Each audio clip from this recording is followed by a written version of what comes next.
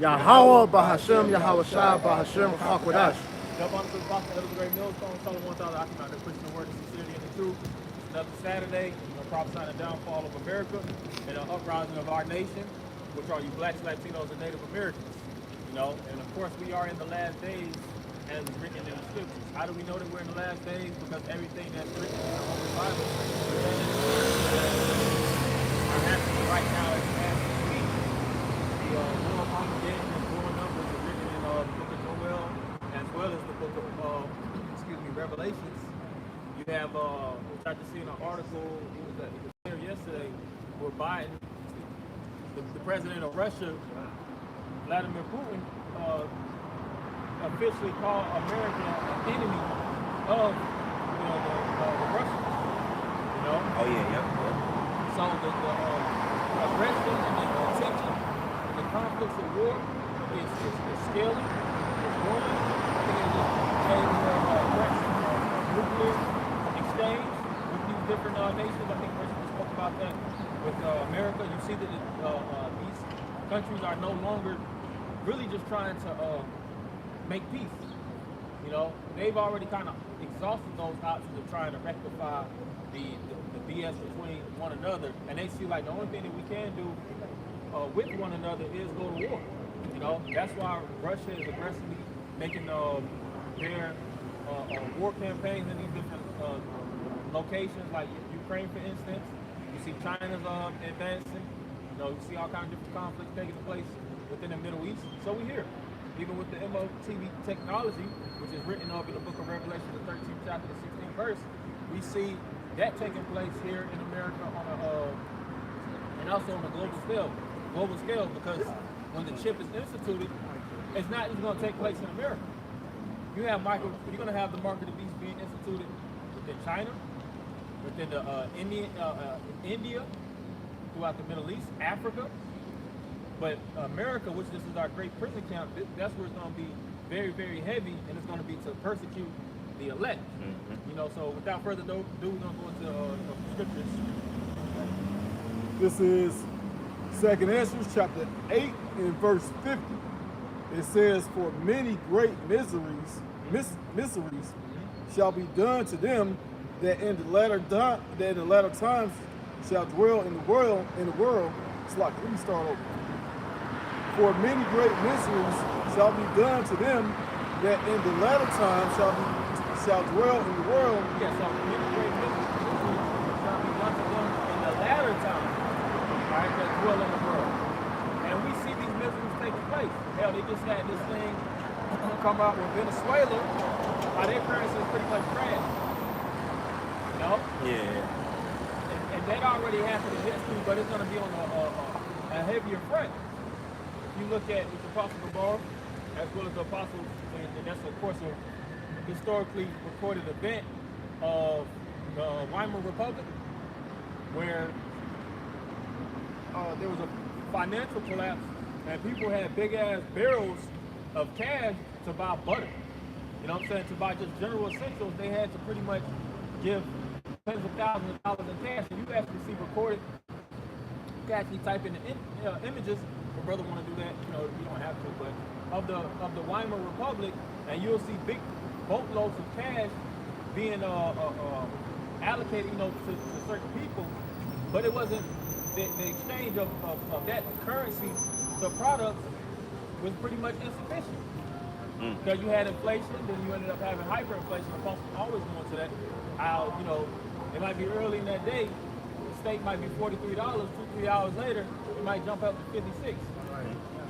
5 hours later, jump up to 87. Right. Like I had, different restaurants starting to play with that idea. Like you had Wendy's come out a couple months back saying that they were looking at doing like surge increase prices. So you had certain like rush hours and time periods, raise the price up on certain items. So that's all showing the valuation of the money. This is Revelation chapter 6, verse 6. And I heard a voice in the midst of the four beasts saying, a measure of wheat for a penny, and 3 measures of barley for a penny, and see thou hurt not the oil and the wine. Because you had back during the Roman Empire, the same thing we're seeing in today's time, how the money was being devalued. So just as the brother was saying, all right, you constantly saw how like the gold and silver was devalued. So when you look up this word penny, it goes into denarion, which says a Roman silver coin in New Testament time. It took its name from being equal to 10 asses. A number after 217 BC increased to 16, about 3.898 grams, or 137 or 1,375 ounces. It was the principal silver coin of the Roman Empire. From the parable of the laborers in the vineyard, it would seem that a denarius was the ordinary pay for a day's wages. So like you were saying, you know, they pretty much at a point was making it to where the simple everyday items that you can get for cheap, you had to spend hella money to be able to purchase those things. Exactly. Okay. I was talking about that. I was gonna say, when you see how everything is being, you know, the prices are being increased today, it's not because things are becoming more expensive. It's because the money has become more devalued. Right. And then they're playing in these different supermarkets, not only with the prices, but the products that they're giving you. It's becoming more and more diluted and more chemically induced. And there's a thing that I just figured out this week, which I'm pretty sure brothers know, but I just figured it out. Shrinkflation. You know, they're changing the bottles of these Gatorades and these Powerades. Oh yeah, I seen that. Yeah, I saw that. Yeah, these cereal boxes. And they're making it seem more exotic. They might cut it a certain way so it looks more attractive or alluring. But it's the fact of the matter of why they're doing that is because they're pretty much stealing the products. What you could get and you look at the weights and the measurements on your products. You know, they'll actually have it on the bottom right corner for the most part. You know what I'm saying? Within the whatever box. Yeah. And then it's starting to gradually get lower and lower, and the prices are going up more and more. You see, vast majority of these people aren't getting it. And I know a lot of people aren't getting it. Right. You know, because of being right in their face. You know, hell, I just seen a video where they was talking. If they had a pack of Lunchables, it was $3.49 each, or I think $3.79 for a Lunchable. Those used to be like $1.99 or something. Yeah. Damn, they're dirt cheap. That's crazy. So here it is, you know, you have these women, and they having 6, 7 kids. You know, you got to pay this type of money. That's why the scriptures speak about that in the Isaiah 32nd chapter, which that's a topic for another time, about rise up you women that are at ease. And that's for the whole world. A lot of people are in that ease mentality, thinking things are just going to, you know, they're going to be able to coast through this society. This too shall pass. Like, yeah, this too shall pass. Not knowing this place is circling the drain. You know, head on collision. But like you said, but like your added to your point, how you mentioned like everybody, they know about it, but one thing they can't do, like how the brother brought out the scripture, Revelation chapter 6, or how things happen in the Roman Empire, same things happen today. They can't filter through the scriptures. They can't filter. That's the problem. Yeah. You can hit James 5th chapter, 2nd verse. Okay. James chapter 5 verse 1. Go to now, ye rich men, weep and howl for your miseries that shall come upon you. Yeah, so the rich man is talking about these international bankers. All right, the Lord is putting them in a position of perdition. You know, if you look at United States debt, you know how much money is being borrowed, and the debt of somebody could pull it up if you can. You got the U.S. debt talk. We're going to it every few months, things of that nature. You know, but the numbers are constantly going up. You never see the debt of the United States go down. All right, it's 27 trillion. You know, you'll never go to the debt clock a few days or a few years later and it's going to go down to 16. It's constantly rising. Showing this place is constantly, progressively getting worse and worse, man. You know, and this devil has made his money through slavery and loan sharking, but really, if you know, even in all of that, all of his wits to try to defraud us as a people, he still created a system that's predicated amongst debt, man. This is a debt-based institution that we're living in, you know, and it can never get worse, and that's why it can never get better. And that's why when you look at even the clock, they got the debt per citizen, because they're throwing all this debt upon the common man and woman, woman, and child, man. Yeah, it says U.S. national debt currently 34 trillion. 34? That's insane. You know what I'm saying? That's not even a real amount. That's not even a real amount. It's worse than what they're saying. 34 trillion. I know brothers when we, a lot of brothers when they first came into the truth, when we first started discovering the debt clock, through the apostles and elders, it was what 17, 18 trillion or something like that. I think I remember it being 7 trillion. The time it was 7, it was a time it was 1 trillion. It's increasing every second. It's increasing every second. The numbers just constantly skyrocketing. See? So how is this society going to progressively get better when if you look at every facet of America, you see it getting worse. Like we just said, the food quality is getting worse. You're paying all this money for these different houses, but you're not making more. The scripture says you sow in much and bring in little. That's why the scriptures tell us that this is not our rest. This place is caving in as we speak. And this devil is which he's doing that through his left-hand side to deliberately collapse the system to institute a whole new system. Which brothers call it the fourth industrial revolution. This is going to be the digital age that we're living in. Sort of as a side note, I think I was looking for that last week. NVIDIA, which are the microchip developers, they surpass, I think, Apple and Google. I think that their company is worth more than both of those put together now, man. Yeah. So the that microchip technology is trending. It's something that a lot of these major corporations can't go without. They can't do without this technology. Damn near nobody could do without the microchip technology nowadays. Right. Yeah, it's pretty much part of the society. It's infused in the society. Yeah. It has it where your cars gotta go. Yeah. All these cars are have to have that chip in it. Yeah. Your phone's gotta have that chip in it. And I can add to that because you spoke about the fourth industrial revolution. What you're seeing Esau Edom doing with all this is pretty much what they call a controlled demolition. Right? They're purposely destroying the economy, they're destroying pretty much everything to make way for this new society where everything's going digital. This is why you always hear the apostles and elders talk about we're one false flag away from society completely changing. That's why we always talk about we need that one black swan event. Exactly. And we pretty much out of here, man. Through the spirit. That's right. And we're seeing how things are changing. This devil is doing a lot of witchcraft in the background, a lot of things that are hidden. But he's going to do something that's going to change the terrain of this world as we know it. Could be a major pestilence, but they're talking about this bird flu. Which is going to be, it is going to be another pestilence on top of that. Oh yeah. That other sickness outbreak a few years ago that we're all familiar with, that was just a test, man. That was just a test of water, just like when you can't pass that test. And you Americans failed. You failed because of what? Fear. Instead of faith, you reap the whole fear of the so-called white man in a higher regard than your faith in the Most High. And it's shown. These people think they just be walking past us. They're doing themselves a disservice. And a lot of people died from not believing in the Lord and just resisting that injection, man. Who's that guy? It's come out now. This guy, Dr. Fauci. He admitted he basically, Dr. Falsified. It came out that he basically made all that shit up, man.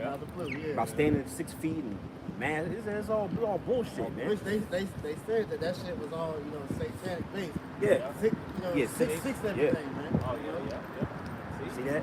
Lining you people up. The scripture says that Israel is lined up as sheep to the slaughter.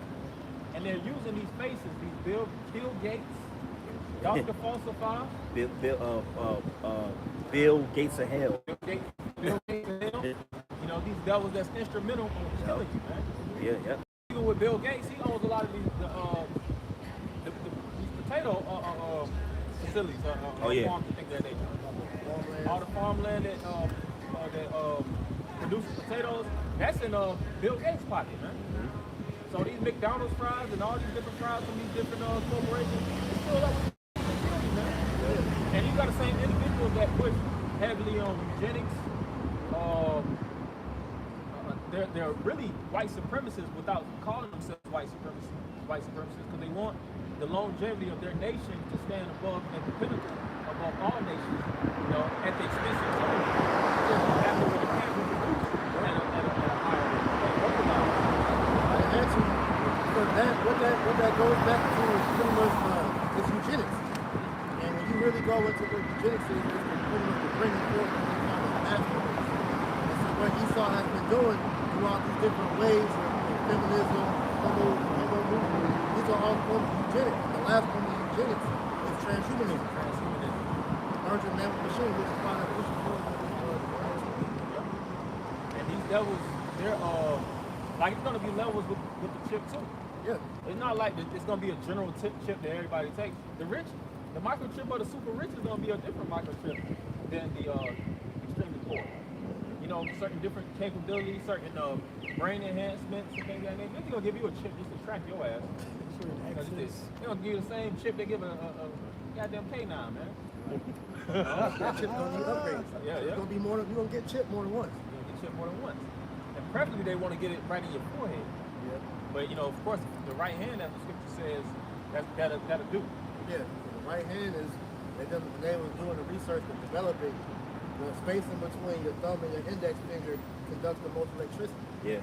And that's why it says in the right hand and the forehead. Yep. And Plus, they it's more was- fat oh, you right gonna say here. something?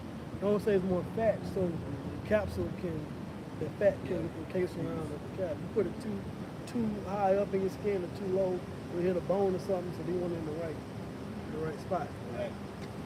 Put them on that all day. James chapter, Put it in the bone of the tissue. Yeah. James chapter 5 verse 2. Your riches are corrupted, Yep. and your garments are moth-eaten. Yeah, this money that this man has in circulation in this institution that we know in America is worthless, man. And you got our people that's in these streets dying, killing each other for fiat currency. You know? And it's constantly dissolving, it's getting worse and worse to the point where, like you just said, we're going to have to collapse the society and just digitize everything. You know? And you're going into these different facilities and you're seeing how this man is marching towards that digital age. And Whole Foods, they have that swipe your phone. You know? They buy phone. Yep, Amazon.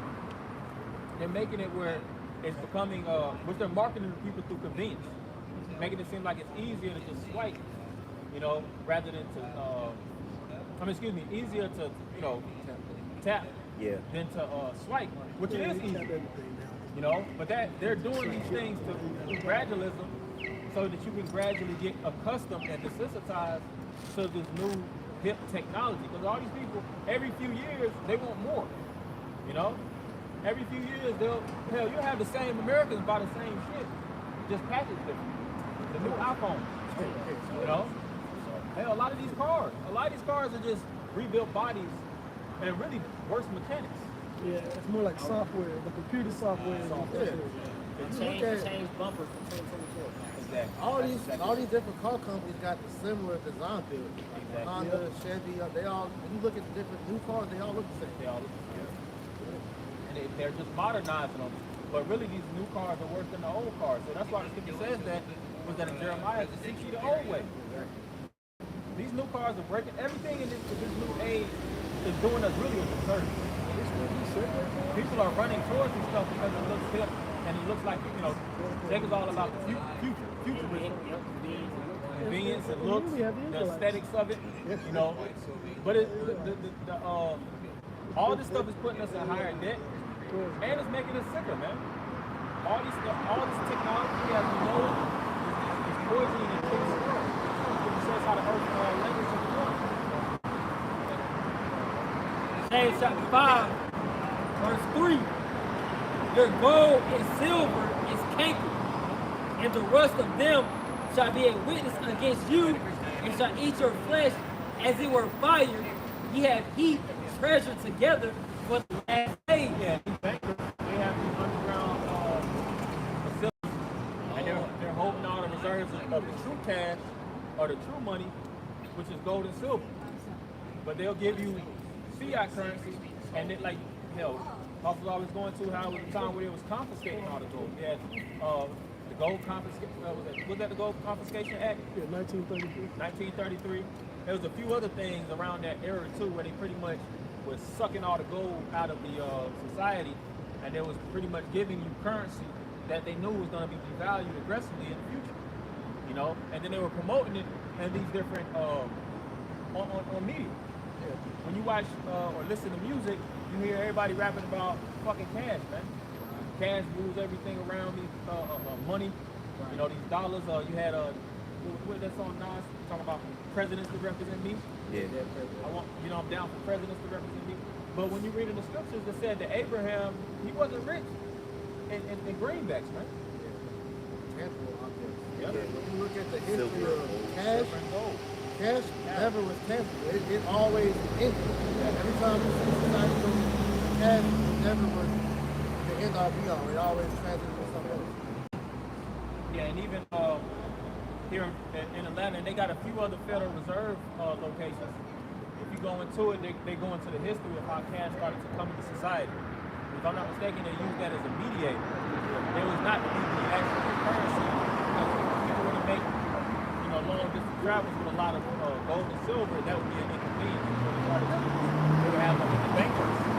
They would transfer it. They would hold the actual reserve of gold, and then they would give them cash. And they could use that. So function throughout the society. And then the cash was still valued. It was backed by gold. That was the purpose of the cash, to get backed by gold.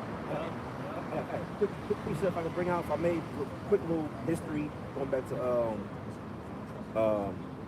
Abraham. This is after Sarah had died. He was basically looking for basically like a plot of land to buy so he could bury it. This is a real quick point. I'll get to the point. It's Genesis 23 and like I said, I get to the point, verse 15. It says, "This is my Lord, hearken unto me. The land is worth 400 shekels of silver. What is that betwixt me and thee? Bury therefore thy dead." Here's the point. "And Abraham hearkened unto Ephron, and Abraham weighed to Ephron the silver, which he had named in the audience of the sons of Heth, 400 shekels of silver, current money, with the merchant." Yeah, currency. There you go.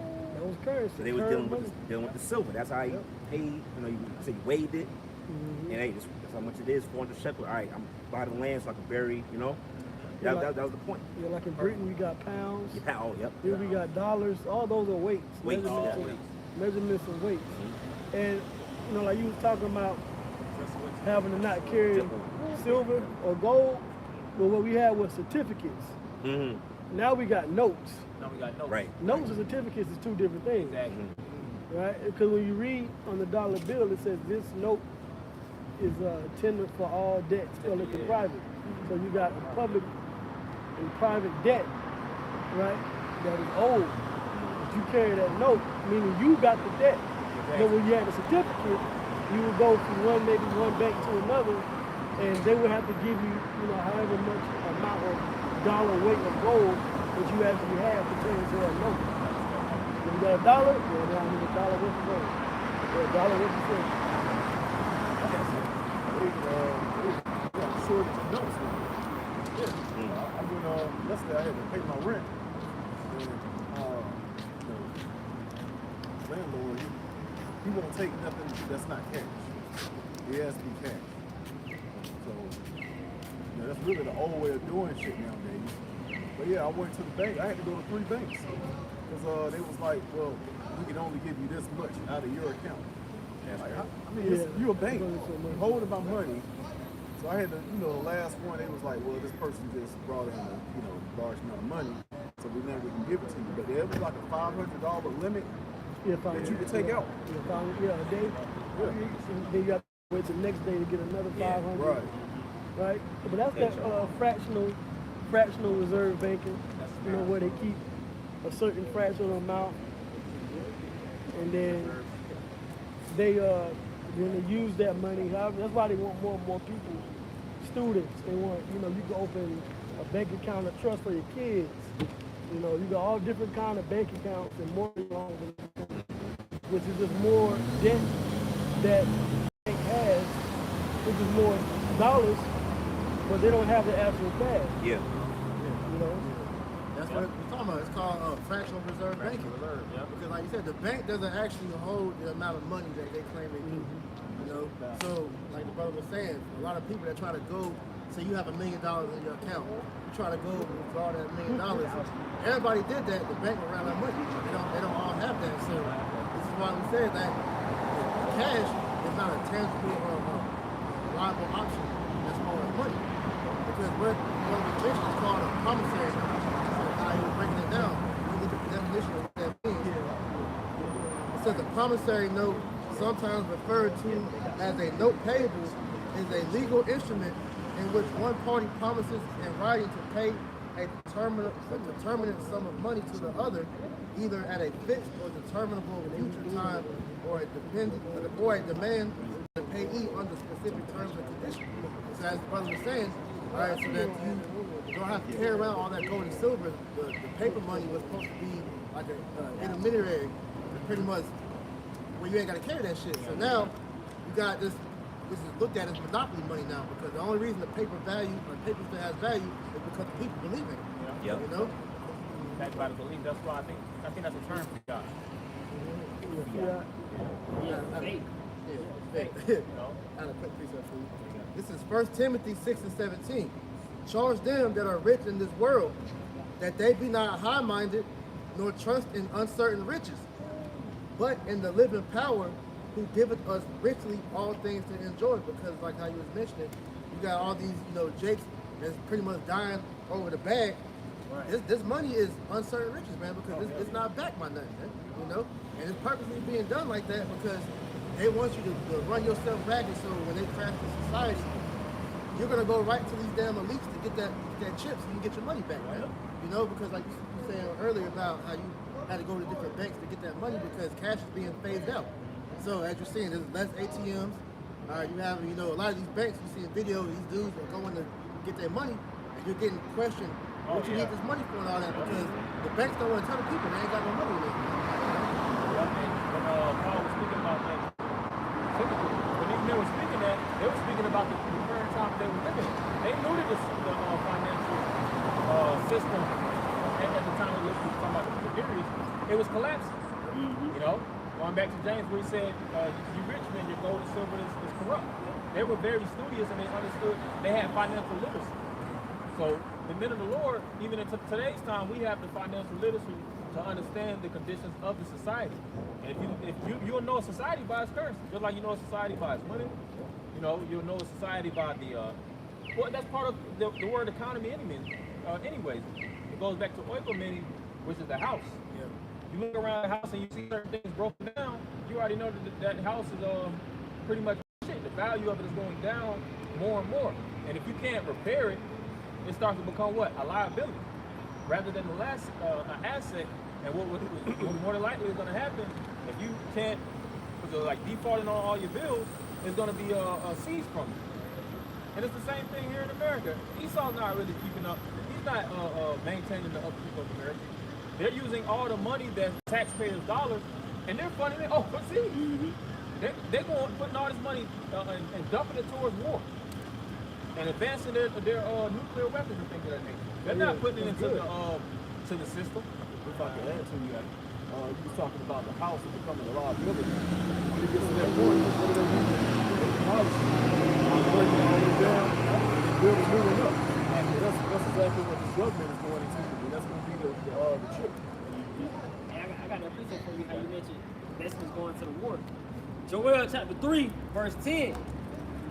Beat your plowshares into swords, and your pruning hooks into spears. Let the weak say, I am strong. Yes. Yeah, so like Elder just mentioned about the war, hey, the pruning hooks and plowshares, those are gardening tools. So hey, the system and the government and their leaders are putting those, what they would have put in the system, and putting that into war. We're seeing that week to week with Biden sending money over to Ukraine. We see that on a consistent basis, and that's prophecy playing out. That shows you that the scripture is true. Yeah, you had, I think Biden was telling a joke on, I think one of the little press conferences or whatnot, and I seen it on social media, and I read the comments. They were like, "There ain't the time to be joking right now, Biden." They were like, "Man, I can't afford my bills right now, Biden. What the hell, man?" A lot of Jacobs come like, "Hey, bro, I'm behind my bills. I'm behind on my vehicular payments, Biden. What the hell, bro?" Yeah. Showing you everybody's in a condition of suffering, and it's only getting worse. Yep. Oh, you got that misery? Yeah, but that going back full circle, that shows you that we're in the last days. Yeah. Because there was a time, which I have put in a personal chat, peasants. There was a time where even the slaves didn't have to work as aggressively as we work. They said peasants work like 150 days out of the year. And at the other span of time, they pretty much was the money that they allocated throughout that span of time was enough to take care of them throughout the rest of the year, man. Yeah. And they didn't work in winter. They didn't work in winter. So, and you talking about 3 months, 2-3 months of not being able to work. So you have to work from spring to summer. We working Harvest, fall. we working damn near double as hard as peasants, but we have, So we work 265. and we're making significantly less. Jake, you working at this 365 days a year. You working mass majority of it. Every day, at least 300 days. You working at least. Oh yeah, at least. Just to look at, I'm about to say, just to look at your bank account like you ain't getting shit for it. All your money is being pushed towards, allocated towards the bills. Your check is already there. You know, the check that you get, your money's already accounted for. That's why you seen all these videos, these people going on TikTok and Instagram complaining. Because we literally just living to pay bills. Yeah, that's it. Yeah. Mm-hmm. Yep. Misery. Esau made this form of slavery more complex. You know, it ain't like how it was back then. You know, but we're still slaves. It might seem a little different because you got these different vehicles. You can jump in your Charger, your 2020 or your 2021. You know, and you're in these might be in a super big house, but you really can't afford it. You know, a lot of stuff is unsustainable. And then you have to keep borrowing, and then you're being sick about it daily because of the food. That's why the scriptures liken this unto a pit. And even the system as we know it, the word system, Apostle Gabal always brings out, it means the pit. We're living inside of a pit. The scripture says, what Psalm 23rd chapter says, this is the valley of the shadow of death. That's right. Which a valley is 2 mountains, which represents the governments, and A low-lying land. sitting outside of a lowland. We represent the ones that's in that lowland, pretty much being wedged in the midst and in that lower state. Yep. And the governments, as we know it, you got the Democrats, the Republicans, which even in the ancient world, where they had the plebeians and the patricians, they play on each other to make sure that we stay in that low land, man. Misery in the Etymological Dictionary from the late 14th century, a state of grievous affliction, condition of external unhappiness, miserable, misfortune, distress. It says condition of one in great sorrow or mental distress. Misfortune, distress. You can't say that's not talking. Look at we're on the side. We fit that bill. Blacks, Latinos, and Native Americans. Hell, think about us even as tribes. You don't even be knowing who's going through the worst. Right. Yeah. You know? Judah catching hell. Dad. I don't know, man. Yeah. Going through it, bro. Watch certain stuff, you see how they get mixed out there in the Midwest. Dad is going through the ring. These niggas so done. They rubbing alcohol. Rubbing alcohol. They pretty much be disenfranchised. The Latin tribes too.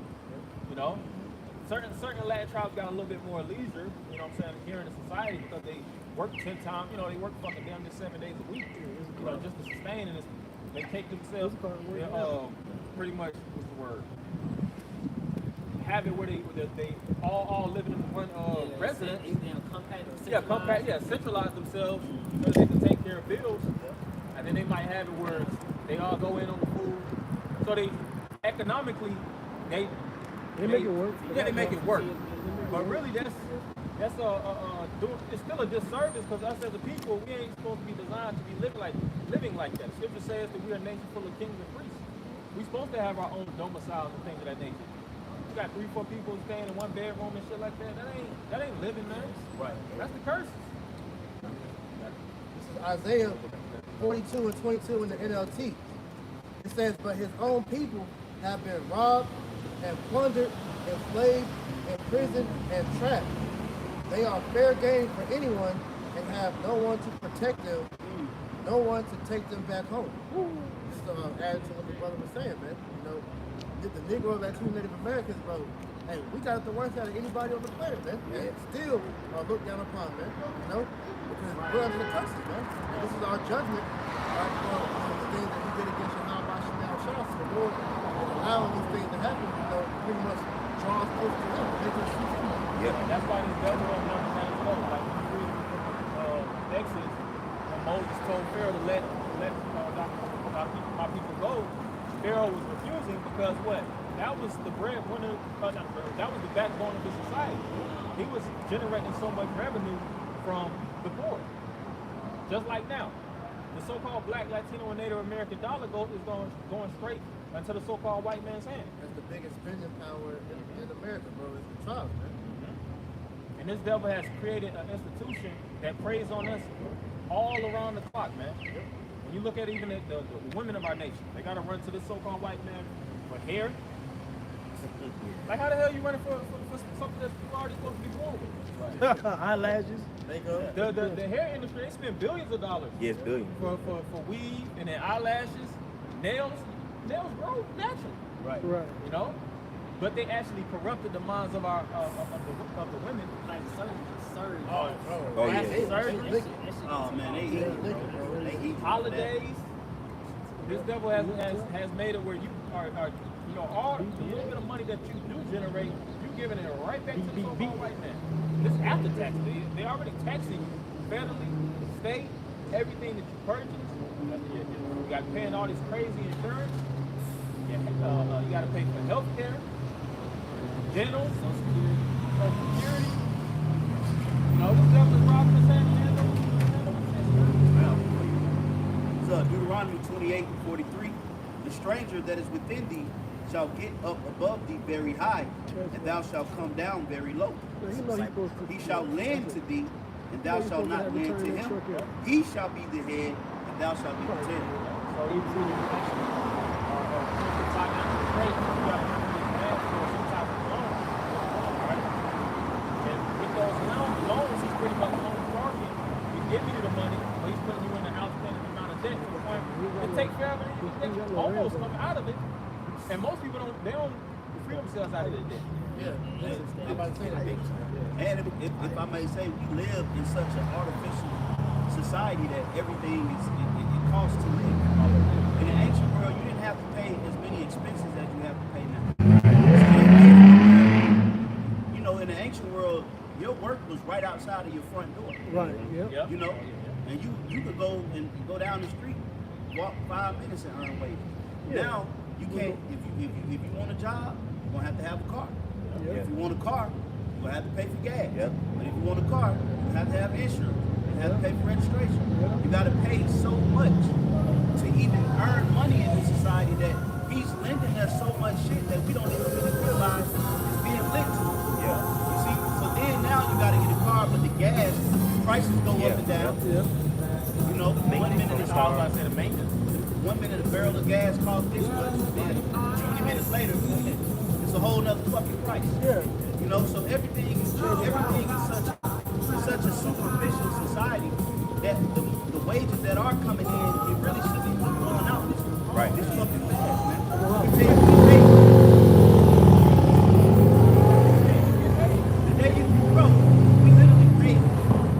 We paid the white man to be able to see at night. Yeah. We pay Yeah. for lights. Right. Which is a natural thing. Gas is a natural thing. Water. You know, we paying for water. water Water is bill. a natural thing. You know, we pay for food. We shouldn't have to pay for food. Right. Food comes from the earth. But because the so-called white man got up so high over us, he's been able to impose these different charges on us to the point to where when we get our money, it seems like we ain't making no money because we're giving way more out than what we really supposed to be giving out. We saw it basically monetize the earth. Yeah. Monetize was supposed to be natural and free. Like, nah, you know what? That's just start charging. That's how we used to be. Yeah. Bro, we for gotta air. pay for parking. Pay for Bro, parking. that's Pay bro. for air. Then if Pay you for want, air. if you want to function in society, you gotta have what? A cell phone. You gotta pay your cell phone. You know, you gotta pay a gas bill at the house because if you don't have gas, you don't have heat. You know, you don't have hot water. You know, so there's a society that's pretty much created to put you in a sunken hole. Man. Yeah. That's the curses. In the ancient world, we didn't have these type of expenses. Right. Okay. We didn't have no internet bill, Yeah, Right. land. You know, you telephone bill. Yeah, you want to get if you want to buy a house in this society, right, priest? You got to pay a fucking land tax. Yep. Yep. What is the land tax at in the scriptures? Yeah. Right. You gotta You get pay a plot a of yearly land. tax. Yeah, you get a plot of land, you build a fucking house, and that's your house forever. You didn't have to pay rent, mortgage. You know, you didn't have to pay to get, you know, the certain necessities in the ancient world.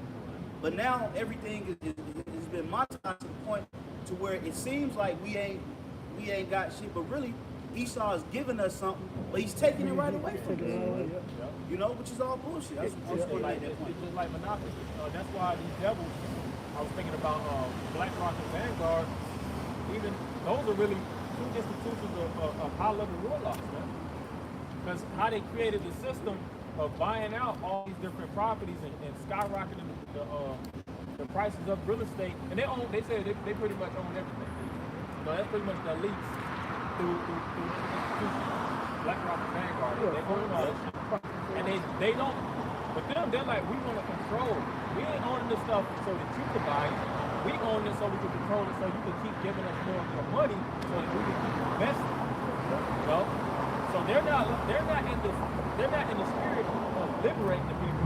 They want to control the higher captivity. It's the same thing when you have a company called Cargill. Cargill pretty much, they own all the food processing plants that all these restaurants and different stores get their meat and stuff from. But they don't look them up. They're like a private owned company that's up there with the Vanguard and all that. They're not pushed out to where the main public knows about them. Yeah, I got a picture. It's Baruch 3 and 8. Behold, we are yet this day in our captivity. Oh, hey bro, I gotta say this. See, there's certain blacks and Hispanics walking around the earth that don't believe that they're in captivity. You know, because they have a little bit more physical assets than the next man. Right. So they in their own imagination they feel like they're not in captivity. But like what the elders just read, we in our captivity yet to this day. And what would prove that was 2020. Yeah. Because the same person would say, no, because I can get my passport, I can go there. Soon as they shut that shit down, your black ass thing in your partner. Oh. Shut up. You Okay. ain't going nowhere because you ain't free. If they say you can't go, you don't go. You ain't going. You ain't Hey, going. my nigga P. Diddy. Oh yeah. Hey, this nigga Diddles. Hey, Diddle's gonna go. Hey, this nigga Diddles. This nigga is a billionaire. Yeah, he couldn't go nowhere. Nigga through.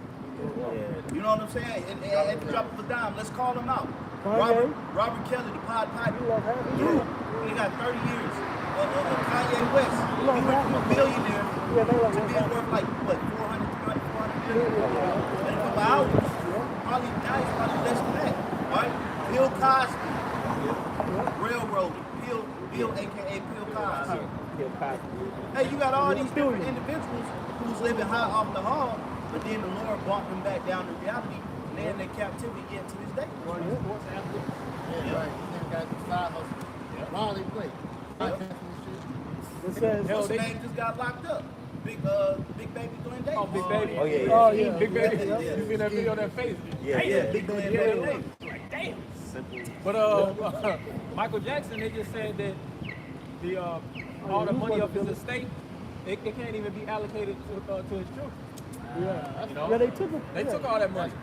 Come on, man. So even when you go to the top of the so-called Negroes, the most richest people that actually so-called prospered in our society, they died being up under them curses. Yep. And they said Tupac died with less than 500K. Yeah, he was broke. Yeah, he died.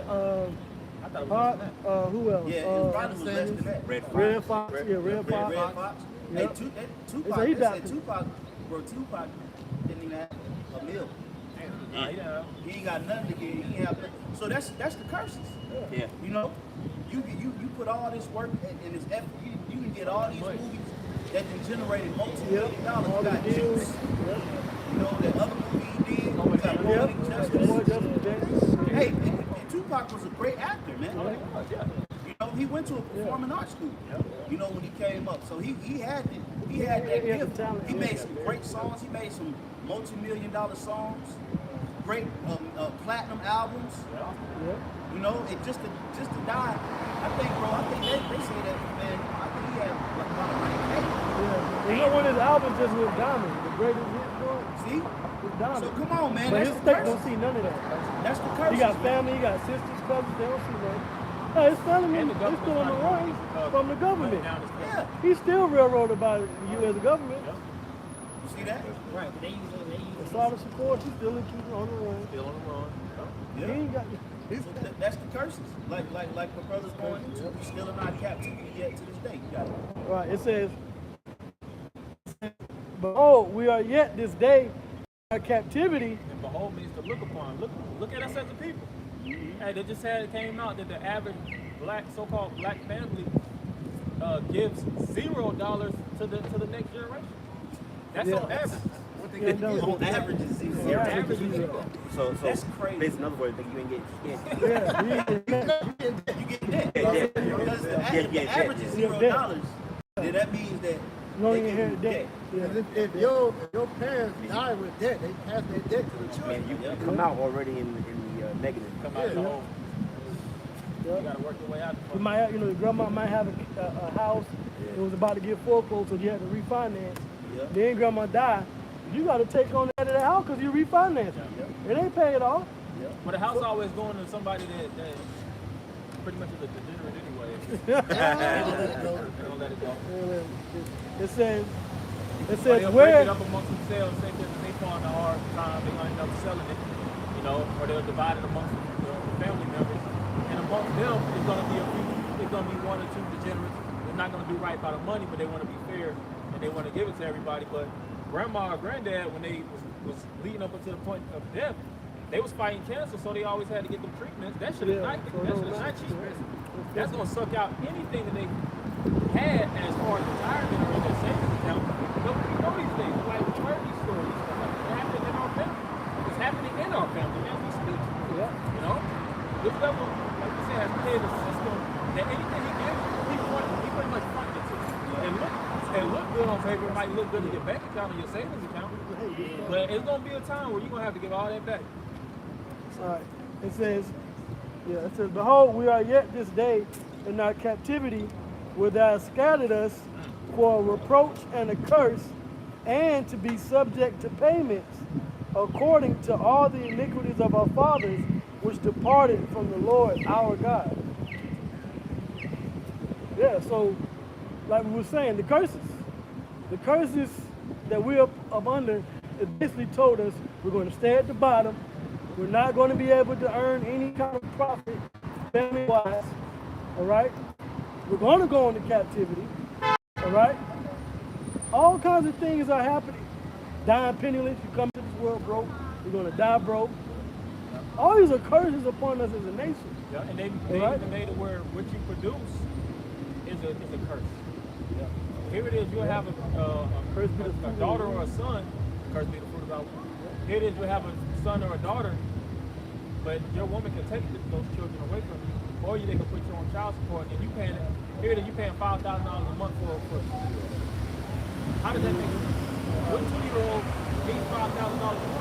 On top of that shit got so wicked to where they don't even have to be your biological seed. The moment you sign that birth certificate, you're on the hook for that child, whether it's yours or not, for the next 18 years. Hey, well, that's your fault. You signed that damn birth certificate. That's true, though. That's your damn fault. They had a situation of a woman, she had sex with a man, and he put a condom on. I think they said she took the sperm out of the condom. We're supposed to be asking too. Yeah, that was like a millionaire or something, right? Yeah, I think it was a millionaire who took the sperm out of the condom. I don't know if she put it in the tube so it could stay preserved or whatnot, but impregnated herself, put them on child support, and she won. Yeah, she was a maid. Yeah, it was like a hotel maid or something. Yeah. I seen that. Come on, man. And then you have these different judges that listen to the story, and they them as a boxing right. Just because they go to these institutions and learn, and they'll take their what's it with these judges, the test that they have to take. They take these bar exams and things like that. People be thinking these individuals are intellectual. If they're intellectual, they would discern things and they would go according to the law, statutes, and commandments. But even if a judge works to judge according to the Levitical law, their asses will get fired because it doesn't match up with the penal codes of what they have to learn in the institution. And if I may say, in the American judicial system, they're judging things that they shouldn't even be judging. Yeah. You know, a lot of these things that's going up to the court systems is personal things that should be judged between a man and his civil. household. A lot of these civil suits. A lot of these civil suits shouldn't even be going to nobody else, man. You know, now you did have certain encounters where, you know, men that of the scriptures that were high esteem, you know, they would get presented with certain things that would be happening, you know, and they would give the advice on what to go about to do. But as far as like consistently judging everybody's situation in the court of law, that's not biblical.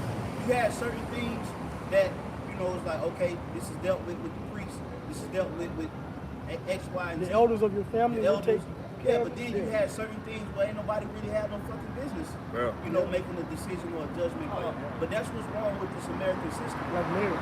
Yeah, like marriage.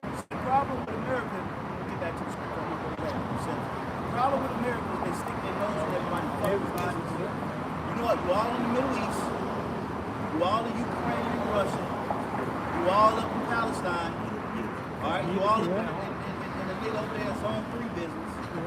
You know, you all in my fucking business, leaking our YouTubes. Right.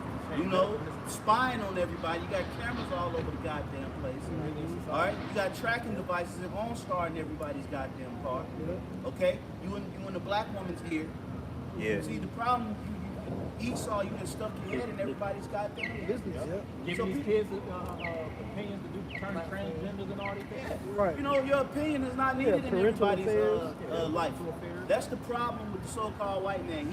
He wants his footprint on everything in everybody's life. He wants the omnipotence of your house. He wants the omnipotence. I got a quick precept. This is Isaiah 42 and 22. But this is a people robbed and spoiled. Oh, yeah. They are all of them snared in holes. Yeah, they're all of us snared in holes, man. You know, somebody look up that word snare. You know? Because see, this devil puts us in these holes, and it's damn near impossible to come up out of them. That's why when Jake goes inside of prison, and showing you the hypocrisy, we were talking about that this week. Here it is, you have a felon, which is the president, the President Donald Trump, ex-President Donald Trump, he's able to run as a felon. But do you know, having a felon as a so-called black, Latino, or Native American, or really anybody for that matter here in America, that pretty much has it where you damn near can't do nothing, man. Bro, you can run. Listen to this shit. You couldn't be a felon and run for president, but you can't work at McDonald's. Bro, you can literally run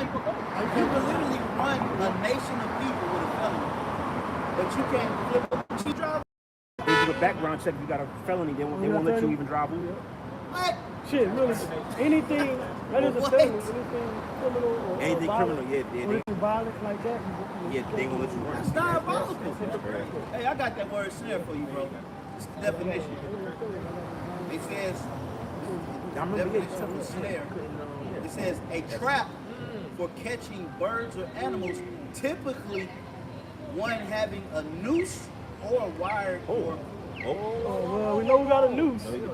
Hey, because the Lord brought us into that beast like mentality, that animalistic mind state, and then He gave Esau, you know, the spirit to put nooses around Jacob. Now, what's the modern day noose? The modern day noose is the workforce. Yeah. Hey, a lot of people live in the work. They're not working to live, man. That's what's wrong with this society, man. You know, you got the company man, which is he's another diabolical degenerate in society. You know, pushing the bar on everybody. You know, at work, you know, forcing you to be, you know, go above and beyond for these people company. They don't give two shits about you. You die, you get replaced. But see, that's the noose. That's the modern day noose. The fucking workforce, man. Yeah, the police force is the modern day noose, man. Okay? The street code is the modern day noose. There's snares and traps. Yeah. Legislation is the modern day noose. You know, there's all kind of snares and traps hidden throughout this American society that get you trapped up in this shit. Black woman is the modern day noose. Yeah. Kids is the modern day noose, man. Everything, bro. And there's so many of them. So many shapes and sizes. That's why you have to move in the street. with those spiritual lenses. It's like when you watch that movie, Monkeys in the Bar. that movie They Live, he would put those glasses on, and then he would see things clearly for how they is. And he would go to this gas station, like, say, obey, you know? So, Obey, consume, and reproduce. That was the main three messages that they kept explaining in that movie. yeah. And that's what they do in America. Like you said, America plays on your lust to make you operate as a beast, man. Yeah. You know? And they'll lead you, they'll bait you in. See, that's what the system does. With traps too, ideally the best way to trap is you set a object that can collapse, and then you would put bait in to entice. Yeah. You know, depending on the type of animal you're trying to catch. If you're trying to catch a squirrel or something like that, you're going to use typically squirrel food or squirrel bait. You know what I'm saying? Or a bird or something like that. You're going to use it tailored to the type of animal you're going to want to catch. And they're going to see that and they're going to get caught. So the so-called white man does the same thing in the system. Man. That's why they use exactly. That's why they use rap music. Brother, on point, man. That's spirit. That's why they use rap music and they'll promote drugs and guns to bait Jake in, because they know that niggas is impoverished and they need, or they'll use drugs as an escaping mechanism, and then they'll use guns and robbery so that they can actually come up in society and they be having these guns and these things of that nature. But that just leads you deeper and deeper in the pit. So when now you got a felony, and if you're on drugs and things of that nature, it's damn near impossible to come up, man. It's a revolving door that you can never get out of, because once you get a felony, say for somebody that got knocked for selling drugs, they get out and they don't have any options but to go back to doing the same shit they got locked up for. And it's like I said, it's a continuous cycle. That's a skill. What they call it, trust. Exactly. Because a trap is set to where the animal will never recognize it's a trap. See, the only way it's not a trap is when you recognize it. It's not a trap to us because we see it. So we know how to navigate around those things. So therefore, you only lay traps that you know the prey is going to fall for. Naive.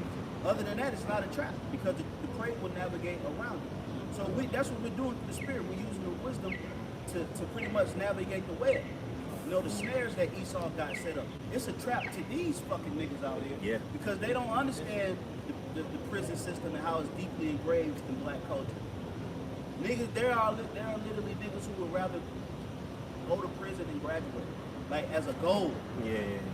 Like there's niggas standing out here in this God's green earth that literally yearn to go to prison. Oh yeah. That's the byproduct of hip hop though. That's the Yeah. byproduct, man. Because when you go into it, Yeah. they had a CIA agent pretty much he had said that hip hop was created as a psyop, or used as a psyop to destroy Jake, man.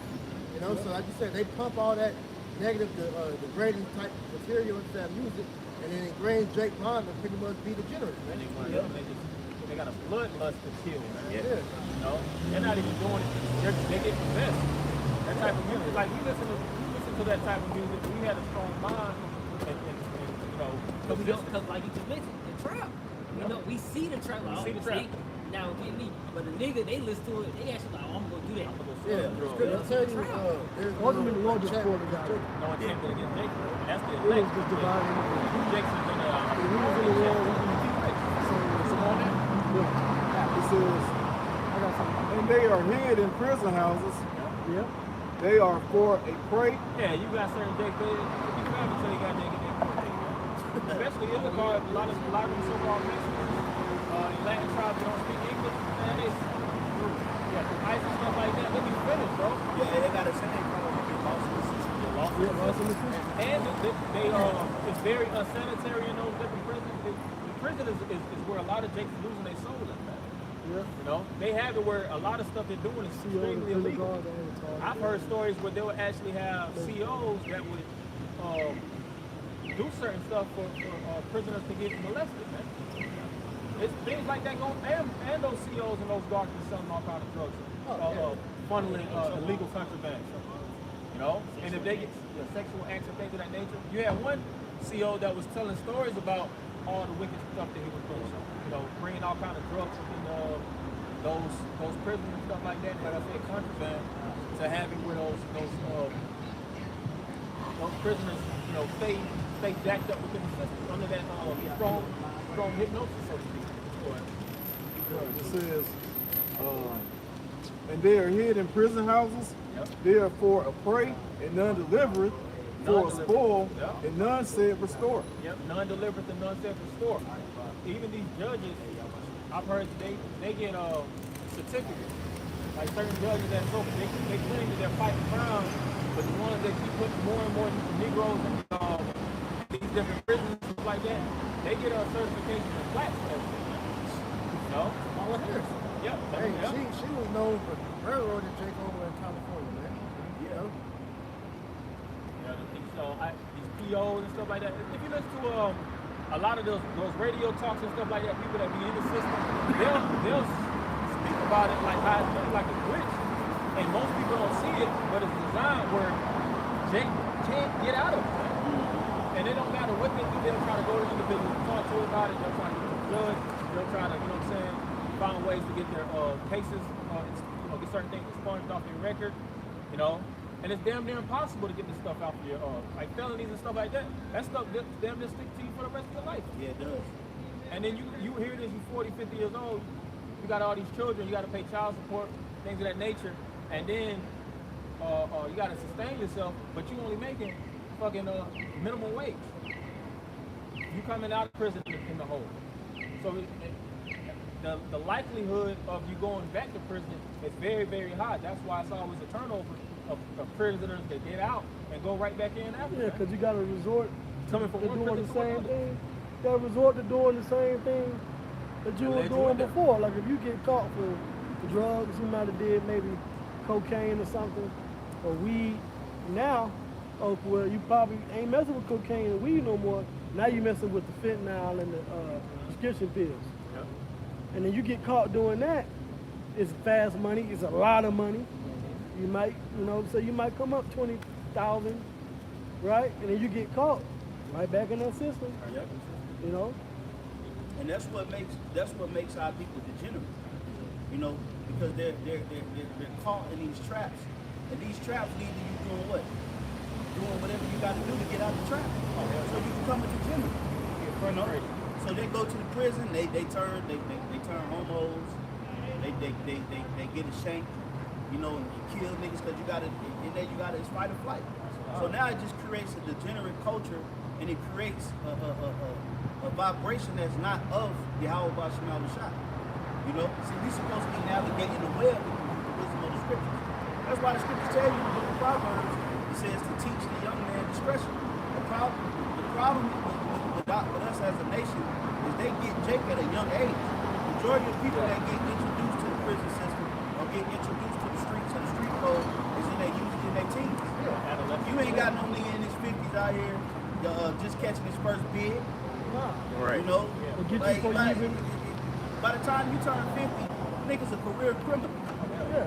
You know, but they usually start at a young age. See, if the vibration of the scriptures was in the young man, they will be avoiding the prison systems, man. But see, that's the problem. You got these fucking niggas at the IUIC, excuse my language, talking about community reform and talking about, having their hand in the community. Listen, man, your fingerprint in the community ain't bigger than Esau's fingerprint. Right. Esau got You'll Esau's my man said walk quiet and carry a big stick. Esau got the big stick. You IUIC, you throwing little rocks in the community, man. Esau coming with the hammer. He has created a system of white supremacy that's deeply embedded within black culture. Yep.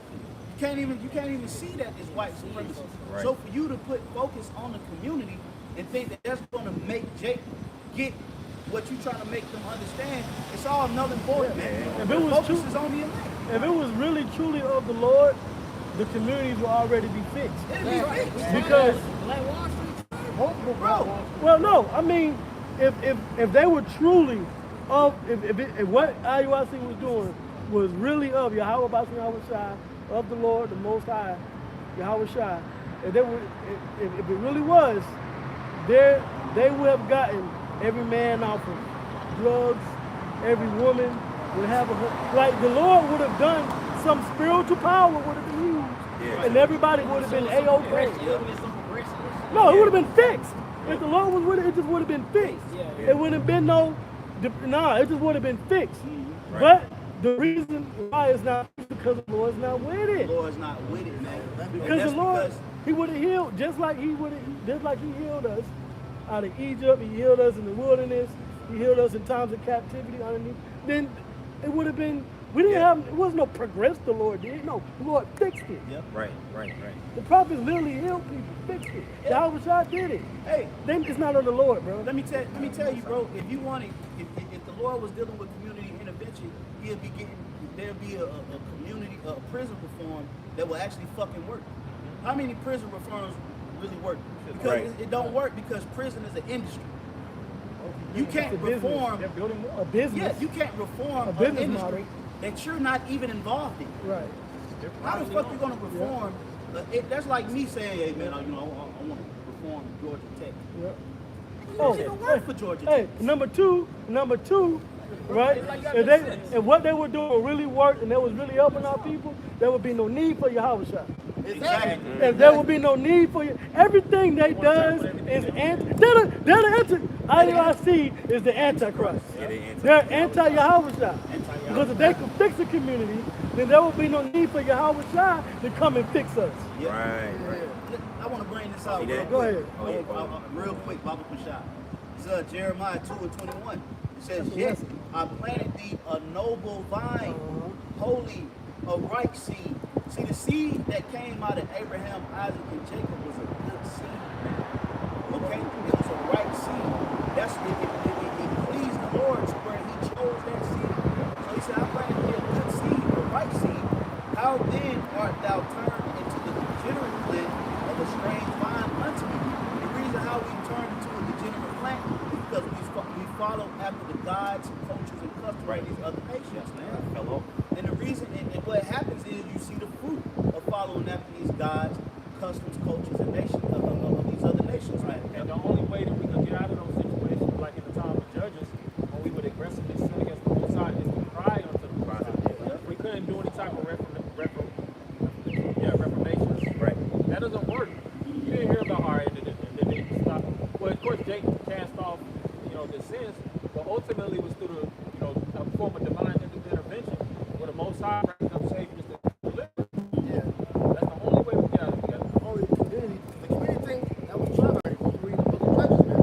When Israel failed to Baal Rib, that's the so-called God of the community. Right? Just break go with that real quick. This is from truthunity.net dealing with Baal Rib. It says the God Barib, a deity of the form of Baal worship that was taken up by Israel after the death of Gideon. This idol was known as the Lord of the Covenant, or guardian of the covenant, meaning the power that defends and guards agreements or compacts. Baal Barib symbolizes the belief that is so current in the world today, the belief that mortal man can make outer laws and inner agreements that would ensure safety and protection to the people of the earth and bring about peace at home and abroad. Yeah. That's exactly what IUIC doing with the whole community, outreach bullshit, man. All right, that's you bringing forth an idol in the place of your house shot for that so-called healing. Man. Yeah, that's a subtle way to communicate in a higher captivity. But at the end of the day, if you think about the so-called black community, the vast majority of people in the different hoods and ghettos should be put to death. There's no real such thing as a black community. I mean, because when you break down the word community, calm means with, and unity just means privilege. Like you're granted immunity. Freedom. It's like it means like the freedom of privilege. If the courts grant you immunity, like you get granted the freedom of privilege. So the word community means with privilege of freedom. So if you go into the black community, ain't no privilege in the black community. How you gonna be a community and you in captivity? Right. They tell you to go to their schools or you get punished. That's not a community. A community is liberation, man. So there's no real community within Israel, man. Okay, because there's no liberation within the black community. Or the black, I'm gonna call it the black neighborhoods, man. Yeah, the black. You want to bring something out? Yeah. This is Deuteronomy 28 and 29, and this is in the NLT. Deuteronomy 28 and 29. It says, "You will grope around in broad daylight like a blind person groping in the darkness, but you will not find your way. You will be oppressed and robbed continually, and no one will come to save you." There is nothing that the IRC can do but just teach the scriptures the right way. Our job is to lead the minds and spirits of our people to Yahweh Shai by the prophecies and the scriptures, and then you just get your daily bread. That's it. We're not going to fix anything. We're not going to build up communities. We're not going to have, neighborhoods and we all holding hands and we got little black and Hispanic kids in the street corners. Yeah. No, there's nothing we can do until the Heavenly Father sends the Yahweh Shai to come get us. That's it. Just teach the word. He's going to do the ultimate community reform in Israel. Yahweh Shai. Until he come on the scene, you can hang it up. It's about the elect. Oh, that's Scripture said that in Psalms, right? It said that unless the Lord build the house, the house will Yeah, be that's made. good. That's good. Yeah. That's it. something real quick. This is this Malachi 4:2. But unto you that fear my name shall the Son of Righteousness arise with healing in his wings. Yeah, and that's the ones that fear the name of the Most High. Yeah. Everybody doesn't fear the Lord. And that's why the scripture says the same shall know it in death by pain. Because part of the healing is killing. Killing is a form of healing. Oh, yeah, yeah. Oh, well, if you have a cancer, Yeah. if you have a cancer in the body, okay, in order to heal the cancer, you gotta what? Kill the cancer. So the Lord said what? If there be a member in the body that's cancerous, he said it would be better to cut that member off and save the whole body than for the whole body to suffer for that one member. So you gotta pretty much destroy in order to rebuild, man. So if you still got these different communities where it's drug infested, you can't heal a drug infested community. Right. The only way you can heal a drug infested community is to, you know what you gotta do? Yeah. You gotta get an F2 fighter bomb. Yeah. You gotta fly him right through the heart of that cancerous city, and you gotta just drop fat boys off there. Fat boys and little man. Fat boys and little man. That's all you gotta do. You know, you gotta be like Donald Trump with the missiles, man. Just you just dropping nukes off. That's the only way to cleanse an infected community. We talk about a quote unquote community that's been infected since the 50s and the 60s, man. Generation of community that just keep getting passed down to the culture. It gets to a certain point to where you ain't sending a couple of Jakes with purple shirts in there, and they're gonna be the ones Right. to get it right. IDYC, they went to Haiti and they had when they interviewed barbecues. They supposed to put that nigga to death. Right. This guy's a murderer, man. Right. Why are y'all interviewing? What do you want to be? Because they're brother and ours, bro. They're both Masons. Yep. They're all Masons, so they all have a brotherhood where they can go. Because if there had been anybody else, they would have got killed. Yeah, exactly. Right. But and then you guys went and interviewed them. Left. Do you think that now Haiti, if you check the stats of Haiti, has it dropped? Yeah, did it get any better? Did it get any better from you guys actually interviewing barbecue? Worse. It got worse. No, you got the Kenyan troops all over there, goddamn trucking and marching. Oh, I Hey, got it. hey, look, the only troops marching through Haiti right now is the Kenyan troops, not the IUIC. But you guys are hypocrites, and it's all an act. You know, like the scripture says, leading captive silly women laden with iniquity. You know, they're leading the minds of the simple because people are what's the word? They like to sensationalize things, and they pretty much lead the nation with emotions. Right. Because if they hear, all right, they're doing things for the community, they're actually performing and things like that. Those terminologies and holds weight. But Jake really feels like, all right, that's the way to progress. Right. You know, schools, put the kids and let them learn certain curriculums. That ain't what the Most High, that's not described in the scriptures. But then also too, when you go and really dissect what that's all a farce. It's a farce. Because that whole community thing is a front.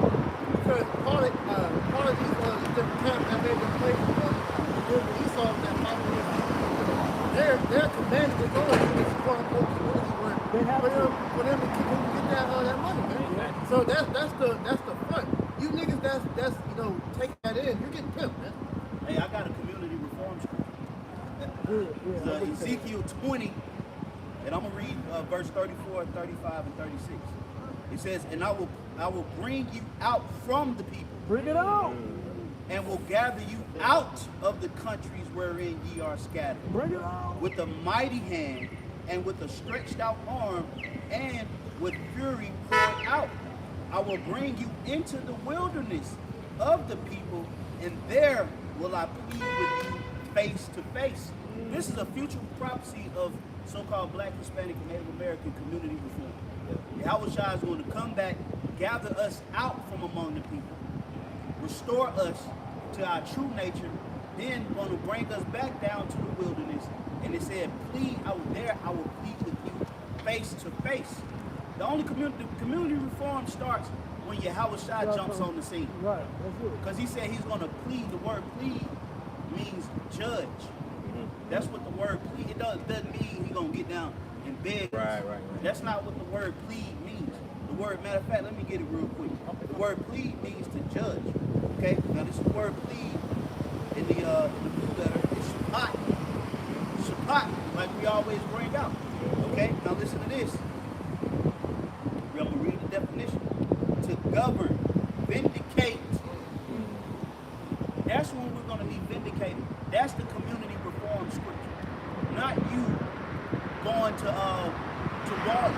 ordering all of your men to go to Walmart and purchase a pair of Brahma boots. The big black Brahmas that everybody go buy just, when they need a quick pair of boots. You go get them Brahmas from Walmart. Yeah, you get the black cargos, with a big ass pocket on the side. You stuff it into the boot. You stuff it into the boot, and then you go out and you line up on somebody's godforsaken street and tear it up. That's not community reform. All right? That's not going to vindicate that crackhead. Right. The word plead means to vindicate. You think because that crackhead sees you marching up and down the street, that's going to vindicate him? No. All right? Like that's going to change that whole stump the yard rendition you guys are doing. It's going to fucking, after all that, you're just going to miraculously. Bro, soon as I feel like it's just off the drugs. soon as they finish the march, soon as they finish the march, wrap it up and get out of there, it's going to all kind of blocks and biscuits coming out. What changed? After you leave, what actually changed? Look at them fly while they marching. And that's why they hate us, because we're realists, man. Right, we're real We niggas. talk about reality. You guys are living a life of fantasy. Yeah, but it's cosplay. That goes off of what we was talking about last night with that, because to the average motherfucker that hear us talk about this, they're like, well, what's really wrong with what they're doing? Because they're not spiritual. They don't understand what that really is doing. And that is way different than what the hell they do. It's vain, bro. It's vain at the end of the day.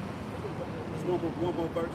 Verse 36, it says, like as I pleaded with your fathers in the wilderness of the land of Egypt, so will I plead with you, saith the Lord. So in the wilderness of Egypt, did not the Lord establish Moses and Joshua, and they set the ranks up, they start putting people in position. The Lord's going to do the same exact thing after the destruction. Okay? Even in the time of Exodus, they left it like this. Joshua and Caleb. The Lord had them walking in something for 40 years and they gone. Yeah. He didn't talk about no community before this was totally. And they was out of captivity. There was no drugs leaving in. Right. But the Lord still killed off. Or open the earth up, swallow niggas. Yeah. Pretty much Put the serpents on there. put the serpents on them. They got Jake's complaining for the food. So he fed them and then killed them. That was all reform. Get them niggas out of here, man. And that's the real reform. That's my point. And you link that scripture with what? Ezekiel the 39th chapter. When Jake actually put boots on the ground and go into these different areas and physically dismantle the shit that's going on. That's why the scripture says he's going to purge out the rebels. See, if we ain't, IUIC, if you ain't purging out rebels, you ain't reforming no community. Right. They act like they're going down, tearing down the groves. Yeah. All this That's stuff. churches. That's stuff I got. Because I was about to say that's what you're supposed to do. So I got priest. since he said that. 2 Kings 18:1. Now it came to pass in the 3rd year of Hoshea, son of Eli, king of Israel, that Hezekiah, the son of Ahaz, king of Judah, began to reign. 20 and 5 years old when he began to reign, and he reigned 20 and 9 years in Jerusalem. His mother name was Abba, the daughter of Zechariah. Verse 3. And he did that which was right in the sight of the Lord, according to all that David his father did. He removed the high places. He did what? He removed the high places. See, there's still high places in these communities that you march in. Churches. The word high place means an exalted place. Churches, Yep. Burning down the cities. Local trap house. You know? you prepare to go to war with drug dealers? Yeah. He's so gung-ho about this community. Hey, because you know why? Because you still gonna have rebellious jakes down here on planet Earth after the salvation. Okay? That's why the scriptures tell you that in the book of Ezekiel, he's gonna purge out the rebels. Okay? That's community reform. Community reform comes with a level of getting rid of the wicked. Okay? And so if the Lord didn't appoint us to go and do something, it's all vanity. At the end of it, it's worthless, man. We don't have to exhaust or exacerbate that much resources and that much time to do something that the Lord never commissioned us to do. And then they try to condemn us and say, well, y'all ain't got no building. Y'all ain't in the community. You're exacerbating so much resources and energy behind something that you wasn't even commissioned to fucking do. And then you're trying to condemn somebody else for not doing it as if the Lord told us to do it. But we are doing it to the elect, though. Exactly. That's the point. That's what we're focused on. And it's more effective.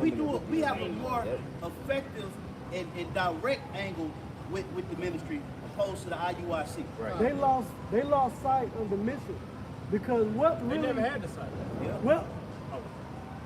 I mean, you know, they got it too. But I what know I'm what you saying mean, is, yeah, I know what you mean too. But what I'm saying is this, right? They lost sight of the mission, the fact that before IUIC got big enough, even with the other groups, ISUBK, at the end of the day, what really got people wanting to join the group? The word. Yep. Exactly. Yep. The word is what brought all these thousands of members to the group. Now they got the money. They can present the high production shows. They can do the marches. They can do the interviews. They can go around the world. And they can, but what is the root of bringing these people to the school? Because it's not like it ain't like they talking about Jesus. Yeah. It ain't like they're talking about, you know, any other philosophy, right? They're telling the people that they're Israelites. Yeah. They're teaching the truth, right? For the most part. The word is what, but they lost sight of the fact that it's the word that's bringing it in, instead of we need money and bodies. And we need to look good in the eyes of the world. We're gonna show the nations. They're gonna show the nations the damn. Right. The only thing they're gonna see is an army of missiles and chariots in the sky, and that's gonna be the end. That's it. An example, like say for instance, you guys go to the so-called community, Yeah, and it's a single 10-year-old boy, and he tells you, all right, you have a drug dealer that's been selling my father drugs my whole life. Can you do something about that? And they go to the drug dealer, and they tell him to stop selling drugs, and he say no. What you gonna do? Right. Hey, you gotta stop selling that no, I'm not. I'm gonna sell more drugs. I'm gonna give them fucking discounts at this point. Just because you said that. I'm gonna make you sell it. Oh, yeah, no. So when you do that, you can't murder. You could call the cops and get them apprehended. That might be one of the only solutions. But I'm just saying, the example of the matter is you don't have any power. Yeah. The Lord has used the so-called white man as a whipping stick to put, and that was part of us breaking the law, statutes, and commandments, and that's what made it so, and put us in such a dire situation. That's why the Lord warned us so much. You don't want to break these laws. You don't want to, you know what I'm saying, disobey. Because the situation that you put in, you just going to be not going to hold you up, right in front of you on the nation.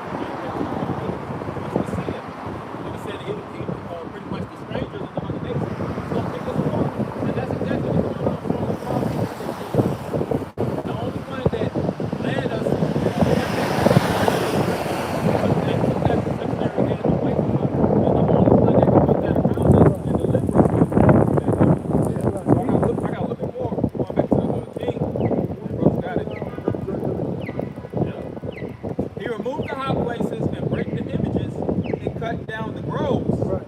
and break in pieces the brazen serpent that Moses had made, so they made an idol out of it. Yeah, and that's what I was going to say, which is equivalent to idols. For unto those days the children of Israel did burn incense to it, and he called it double stick. He trusted in the Lord.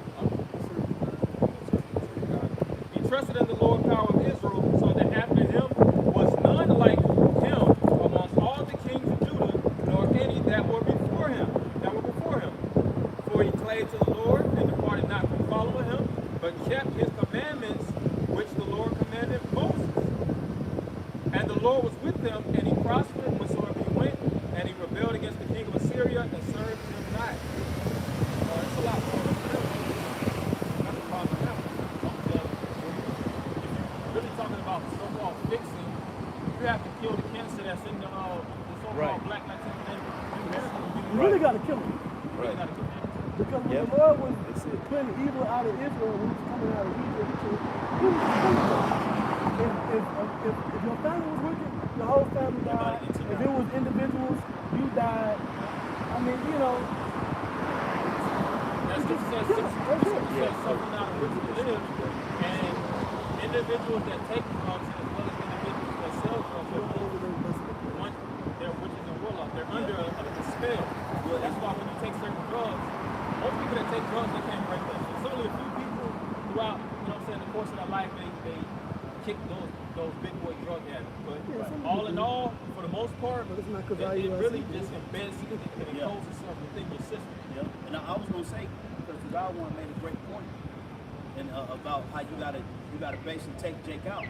Well, see, the tabernacle of Jacob came about after Egypt, right?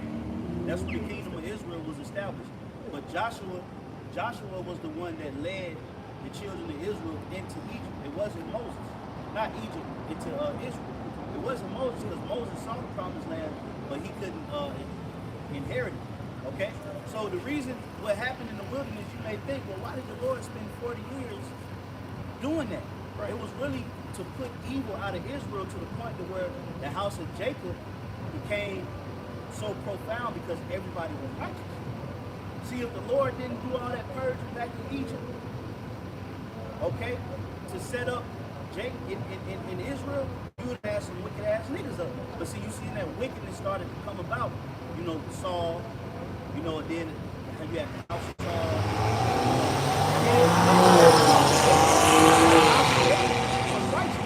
That same government that was established after King Saul, the Yahweh is going to establish in the coming times. Yeah. So the brothers and certain sisters that you see, all right, that make up the tabernacle of David, that's who the Lord is going to erect and set up in these times.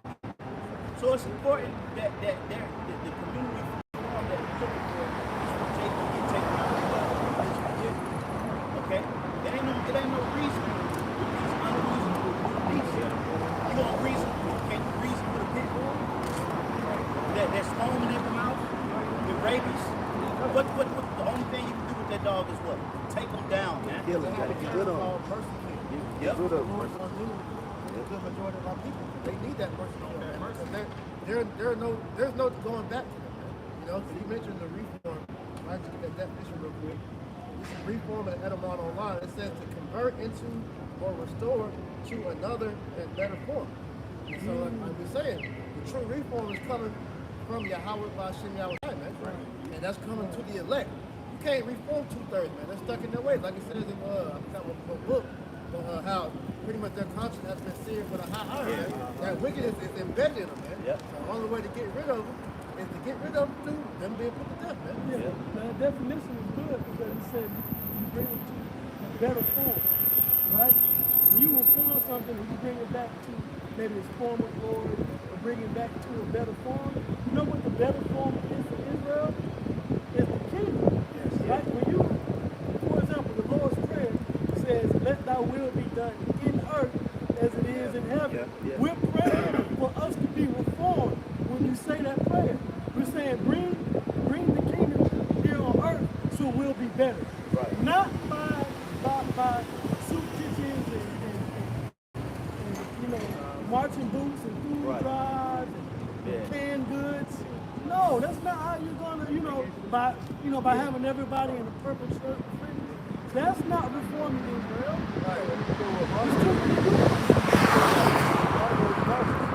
People that sin don't even know what's going on. Yeah, Right. right. It's got to be recorded. I don't know what they're doing, but it's hard to guard. That don't even make sense. So you can't even identify. But now the question is, what God? What God they want? Right, now we need a name. Now we need a name. Right. IUIC. This is Proverbs 2 and 21. It says, "For the upright shall dwell in the land, and the perfect shall remain in it. But the wicked shall be cut from the earth, and the transgressor shall be rooted out of it." Right, the transgression, the sin, it needs to be rooted out of Israel. Get rid of it. Right? Yeah, you gotta pluck it up by its roots and get it out. You can't let it grow because it's gonna take over all the good fruits. And now you got a degenerate vine. That's what Jeremiah was talking about. And there's certain, I'm sorry to cut you off. There's certain plants where even after you uproot it, you still got to burn dirt. Yeah. But it'll still come back. Yep. You got little fragments and particles left. Yep. Seeds may have dropped Yep. in the dirt. You would have to, sometimes you have to burn the dirt. That's why America got to get burned. Purified. The scriptures tell you what? That he shall leave no root, No nor branch. branch. Nope. This Matthew chapter 7, verse 6. Give not that which is holy unto the dogs, either cast your pearls before swine, lest they trample them under their feet and turn again and rend you. Listen, even Yahushua had a problem with what he was doing for Israel, right? And the problem was this: when Yahushua did through that compassion and seen our people downtrodden, and people were following him, he fed them by the thousands, right? But even then, later on, we had to rebuke them and curse them out because of what? They weren't following him for the word, but because they knew that he could feed them, give them a couple meals, fish and bread. That's why. But even Yahushua had it. He wasn't sent to just reform Israel. He had the power to. That's what Satan was talking about. But Yahushua was like, nah, I gotta do the will of my Father. I gotta follow what the prophecy says, the word says. He couldn't get everybody. He said, "Oh, Israel, like a hen gathers her chicks under her wings without yielding, but I can't. Because of what you did to the prophet." I'm just roughly paraphrasing. But even Yahushua didn't do that. What makes you think that's the purpose of us preaching the word now? It's not going to work that way. Okay? Now, this brother got a scripture. I want him to read it out of the NLT in the book of Ezekiel. Right? For those that want to be in that spirit of helping the community. Well, that's not what the Lord said for us to do, is it? This is Ezekiel 13 and 4 in the NLT. O people of Israel, these prophets of yours are like jackals digging into ruins. Digging into the ruins. Yeah. They have done nothing to repair the breaks in the walls Right, around the even if nation. you got a building and they digging into the foundation, the building don't fall over. You're not repairing it. What you really doing is rooting out the foundation that Yahushua and the apostles laid. Go ahead. They have not helped it to stand firm in the battle of the day of the Lord Yahweh. You have not helped it to stand firm in the day of battle for the Lord. Because instead of putting people's minds on the MOTV, evil day to come, prophecies, you putting your minds on weddings, progressing in this society, the affairs of this world. Scripture says that no soldier, no warrior, that's for Yahweh now was shot, entangled himself with the affairs of his life. But you're trapping them up in that. Right. In the affairs of this life. We're trying to get out. We're not trying to stay in. Did you watch the movie? I got a definition of community in Latin. Okay, go ahead.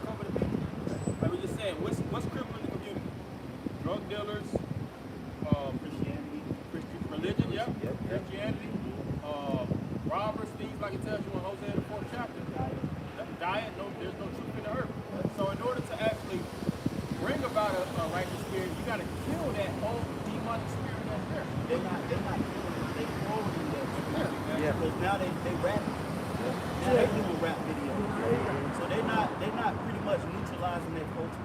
They pretty much added to it, making it seem like, oh, you can do it. Just say it this way. Yeah. The same Christ can God. Right. Same thing the Christian church doing. Well, same thing. Yeah. Christian, you gotta look at how Esau, he quote unquote reformed his community, like he said, you gotta kill him. So what does Esau do? He took the problem to he moved the problem out, he built his community up to make it where it's acceptable.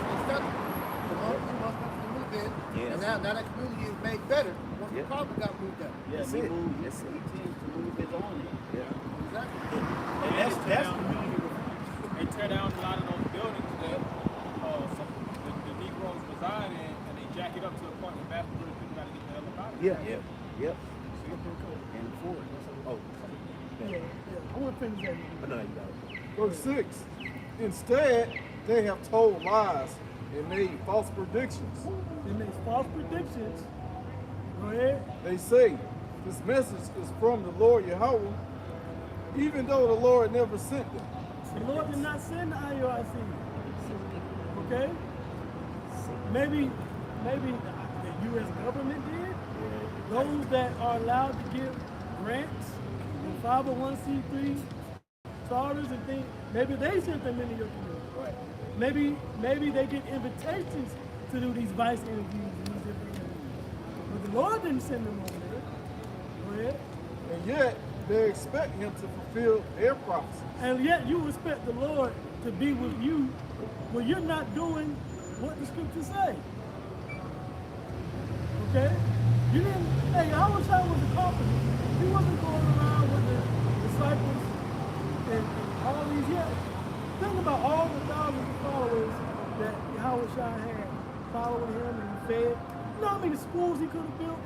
He could have had apprentice carpenters, he had fishermen amongst the disciples. You think he couldn't have built Yahushua schools? Right. You know, the D-O-Y, the disciples of Yahushua. You think he could have had the disciples of Yahushua schools? He could have built a house, but he didn't have one. Exactly. Oh. Okay. Yeah. Verse 7. Can your visions be anything but false if you claim? Can your vision be anything but false? Go ahead. This message is from the Lord Yahweh, when I have not even spoken to you. Lord said, well, no, I'm not even spoken to you. I ain't talked to the bishop. I've not talked to your bishop. I ain't said nothing to them. Go ahead. Verse 8. Therefore, this is what the sovereign Lord says. Uh-huh. Because what you say is false and your visions are a lie, Because what you say is a bunch of lies. Go ahead. I will stand against you. The Lord will be against you. And this is not just the IOIC, this is the ISUBK. They do the same types of things. Same thing. They do the same thing. And they got the names of Yahweh and Yahweh in there. But they're not reforming no neighborhoods. They said they worship a nigga god. They got the names, right? They got the deeds. They got the ISUBK name. They got it all. Everything that was once great in Israel, they got it. Right? But they're not bringing nobody back from prison, setting them up to no. Well, it can't. Because the Lord is not with that. And that's why we all seen the movie The Matrix. Their whole thing was waiting on the one. Alright? Because when they was dealing with those agents, was really was demons. You know, agents of Satan. They couldn't beat those spirits, man. It's the same thing in this time now. Like there's certain entities.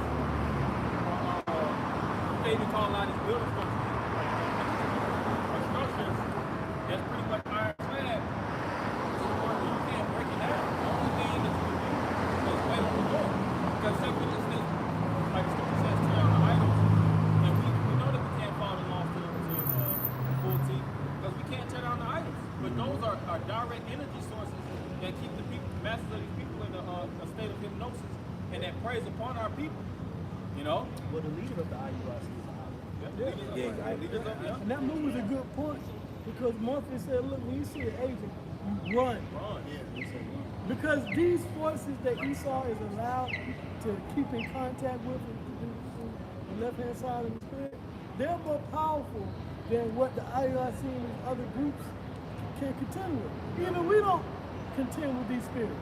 GMS ain't sitting here trying to combat the power structure of the society. We go to the Jehovah Witness Hall, you know? Yeah, say that you try to exercise the righteousness, right? Or exercise the law, and you burn down the church. Because the scripture says tear down the idols, and we know churches are idol-based institution. Satan were to create tear down that facility, no ass going to prison. Yeah. And there's nothing that none of us can do. That's not wisdom, all right? Even though that's written within the law, everything is lawful, but all things are not expedient. If you go into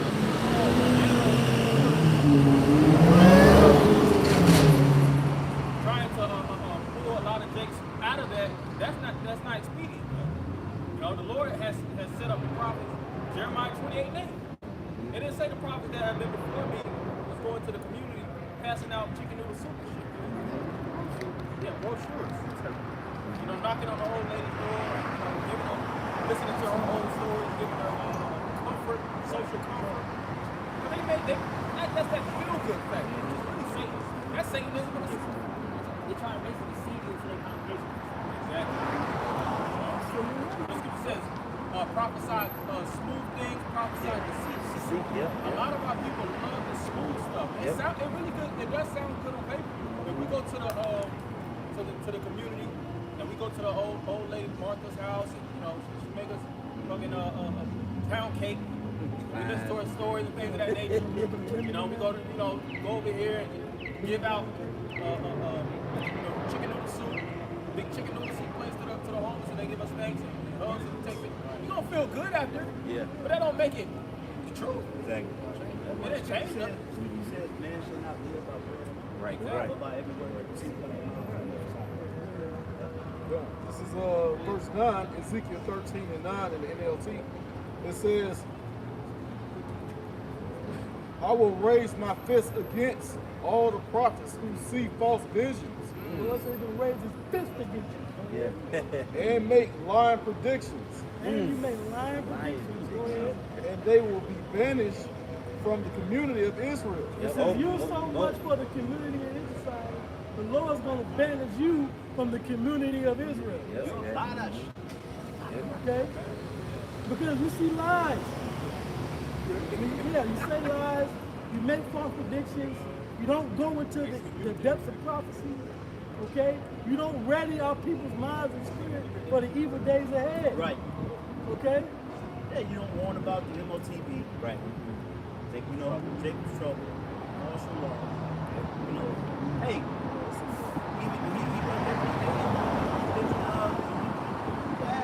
Yeah, that's my point. So when a major global event finally happened, instead of getting your mind and spirit to really rebel and do what the Lord wants you to do, you rolled over like a damn dog and fly. Yeah, think about how many people died from taking that jab recently in the news. You guys were pro-jab, so you were responsible for a lot of deaths. You were like a small Fauci like that. Yeah. Fauci and his constituents, you fall up under that branch of pro-jabbers. So all those individuals that were listening to that narrative that died from it, that's blood on your hands. The blood is on the bishops, the bishops. The blood's on the bishops. The blood is on your hands, bishop. Let's look at more.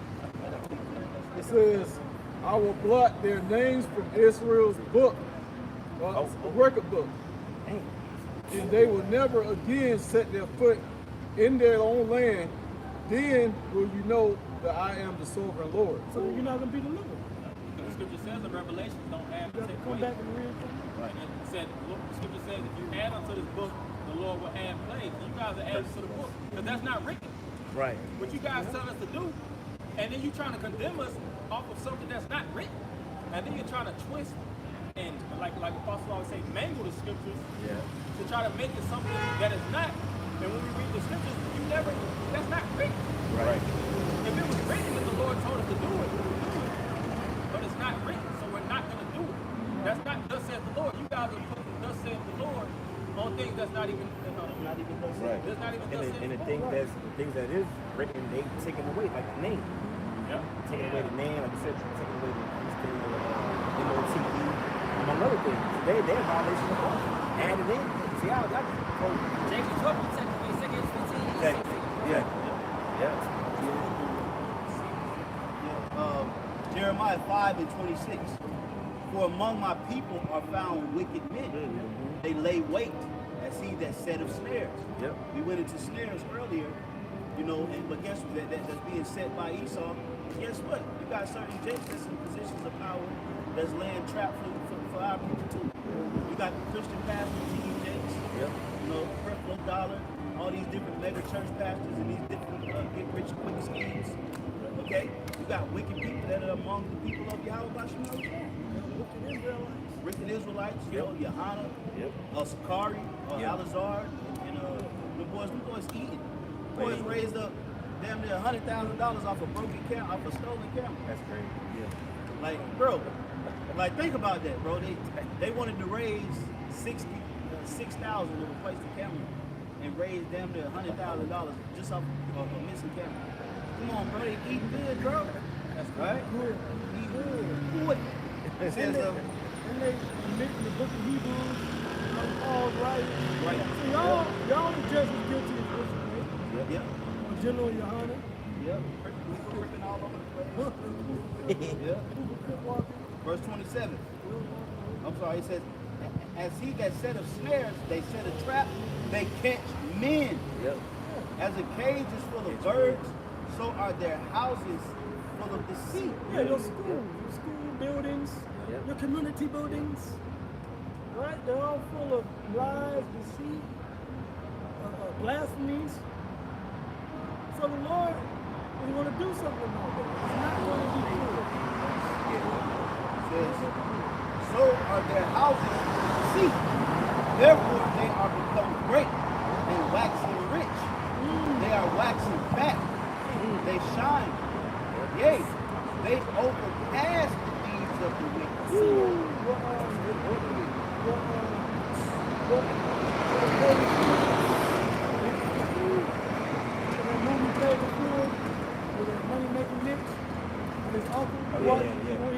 He walked into the shop, right? And Mitchell come over there like every day or whatever. I see his brother, give his brother some money or something. And he was like, man, I see you shining, nigga. He said, I see you shining, nigga. He said, I ain't got no money, baby. Flashing his rings and shit. That's y'all. Yeah. Y'all the money making Mitch, man. Bro, for you to ride in on I see you shining, a nigga. horse, on the fast, you know how much money that horse costs? White horse, rented, you got, you know, the whole venue, you know, wilding out. But that's a part of that shine, okay? Those $100, those $1,000 garments they wear to the Passover. You know what I mean? Running down a long ass strip. That strip Bishop Nate ran down. He could land a plane on that long ass strip. Oh man, he ran down there. Yeah, with security guard. I mean, that motherfucker probably from here to the end of that goddamn block.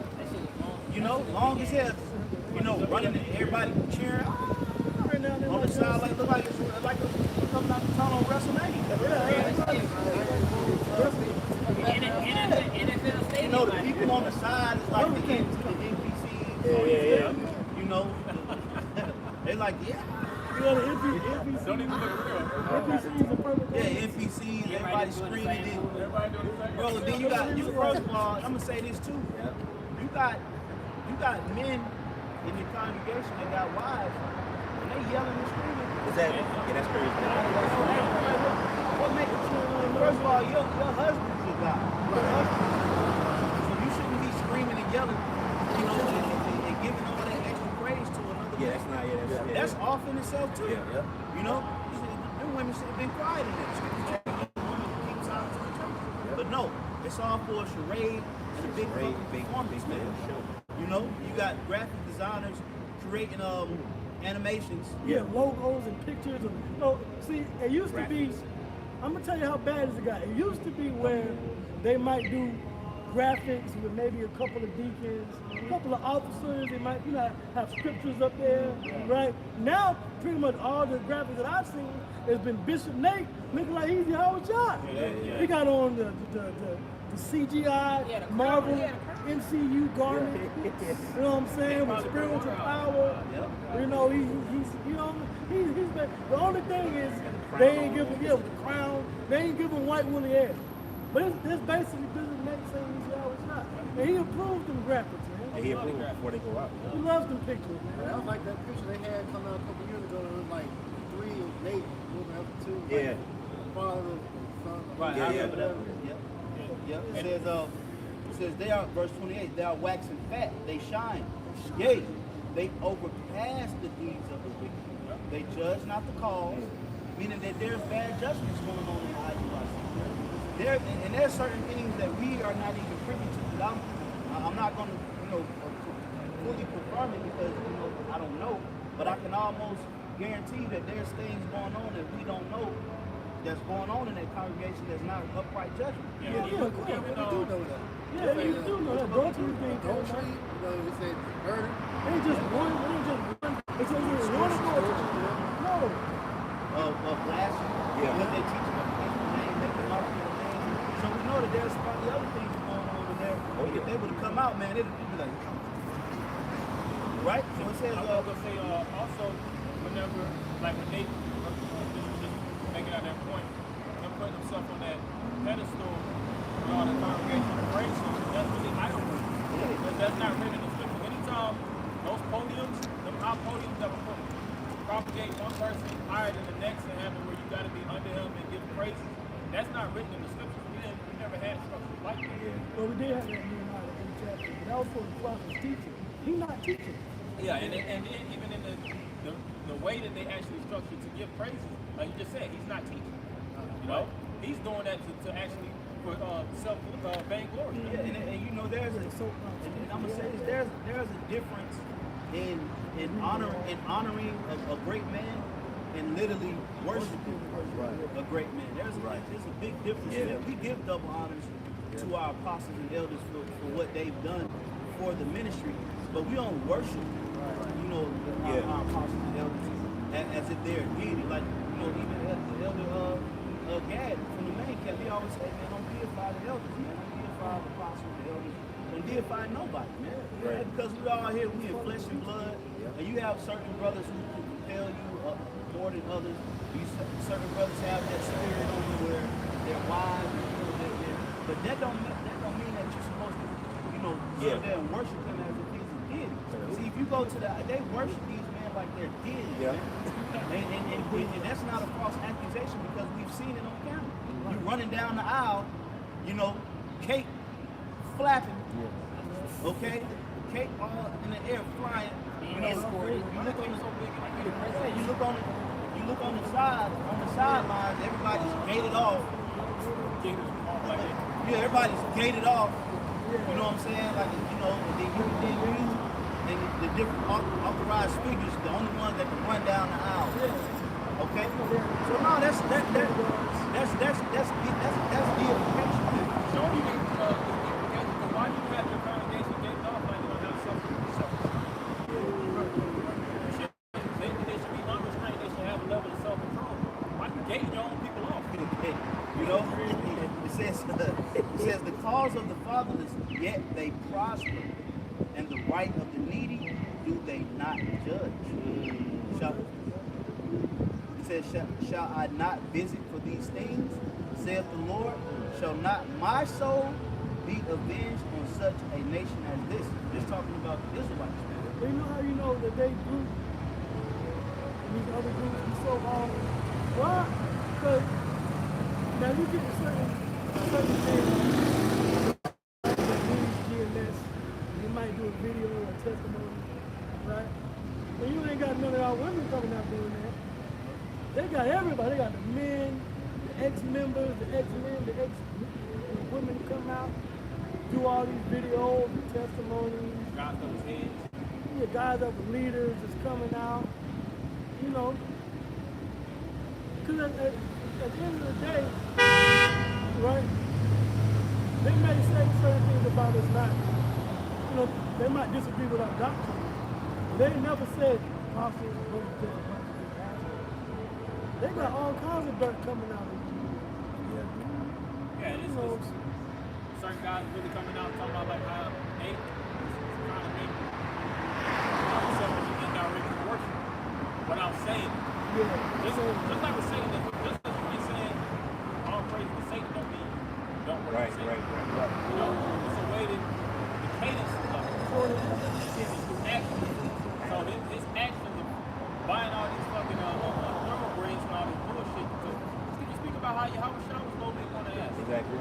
And that was imperative for Yahweh Shah's walk because of the prophecy. Maybe if it was up to Yahweh Shah, he just come, but I'm about to say just come walking. But ultimately, the prophecy spoke about how he would jump on the fool of the ass. You know? And that represented, it was symbolic. You know? King Solomon rolled on the ass. King Solomon, which represented loneliness. Which is Yahweh Shah. Anytime Yahweh Shah came as a man of honor, king, or he's being honored, he came on a lowly ass, a lowly donkey. Nowhere did Yahweh Shah could have rode in on a horse, but he didn't. You know, when you read the scriptures, it's usually like that for all these prophets and teachers that follow after the Lord, because even Paul got knocked off the horse. Remember? He got knocked off the horse because he was already in a position. Yeah, because he said what? He said, "Am I?" He's like, "Look, man, when you come to the law, I'm a Hebrew of Hebrews, a Pharisee of Pharisees, man." But he still understood that even though he knew the law and he kept the law probably better than a lot of those Pharisees, he still knew that it still wasn't enough. So he counted that dumb, man. So Paul got knocked off his horse. Okay? You look at when Yahweh Shah went to go and get the disciples, the things that they were doing was coming from a lowly position. You had they were fishing and so you gotta look at things in that light, man. See, America has put an image up to where prosperity means that you're a man of God. Supposing that gain is godly. When in all actuality, man, you're supposed to count this world as a loss, man. Okay? We don't look to shine in this world. We don't look to have some type of prestige. The scriptures tell you just, give us this day, Lord, our daily bread. Okay? And forgive us our debtors.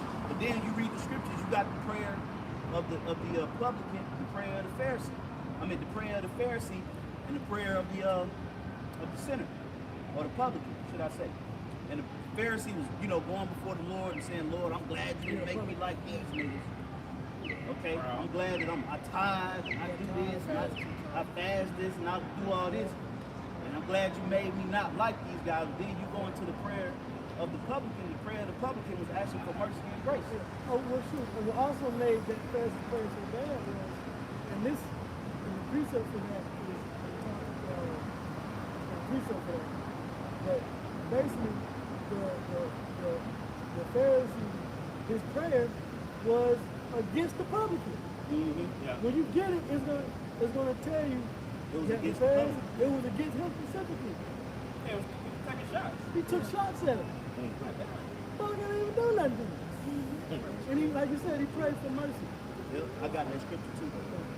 Ecclesiastes 7:4. Seek not of the Lord eminence. All right? Somebody get that word. Okay? Because that's a demon. That's a spirit. Okay? See, the Lord deals with the lowly and the contrite, man. All right? The broken spirit, the humble. Because you understand the position that you're in. The Lord is sitting at the pinnacle of existence. And he's looking at you down here in the earth. You got demons down here. You got trap gas.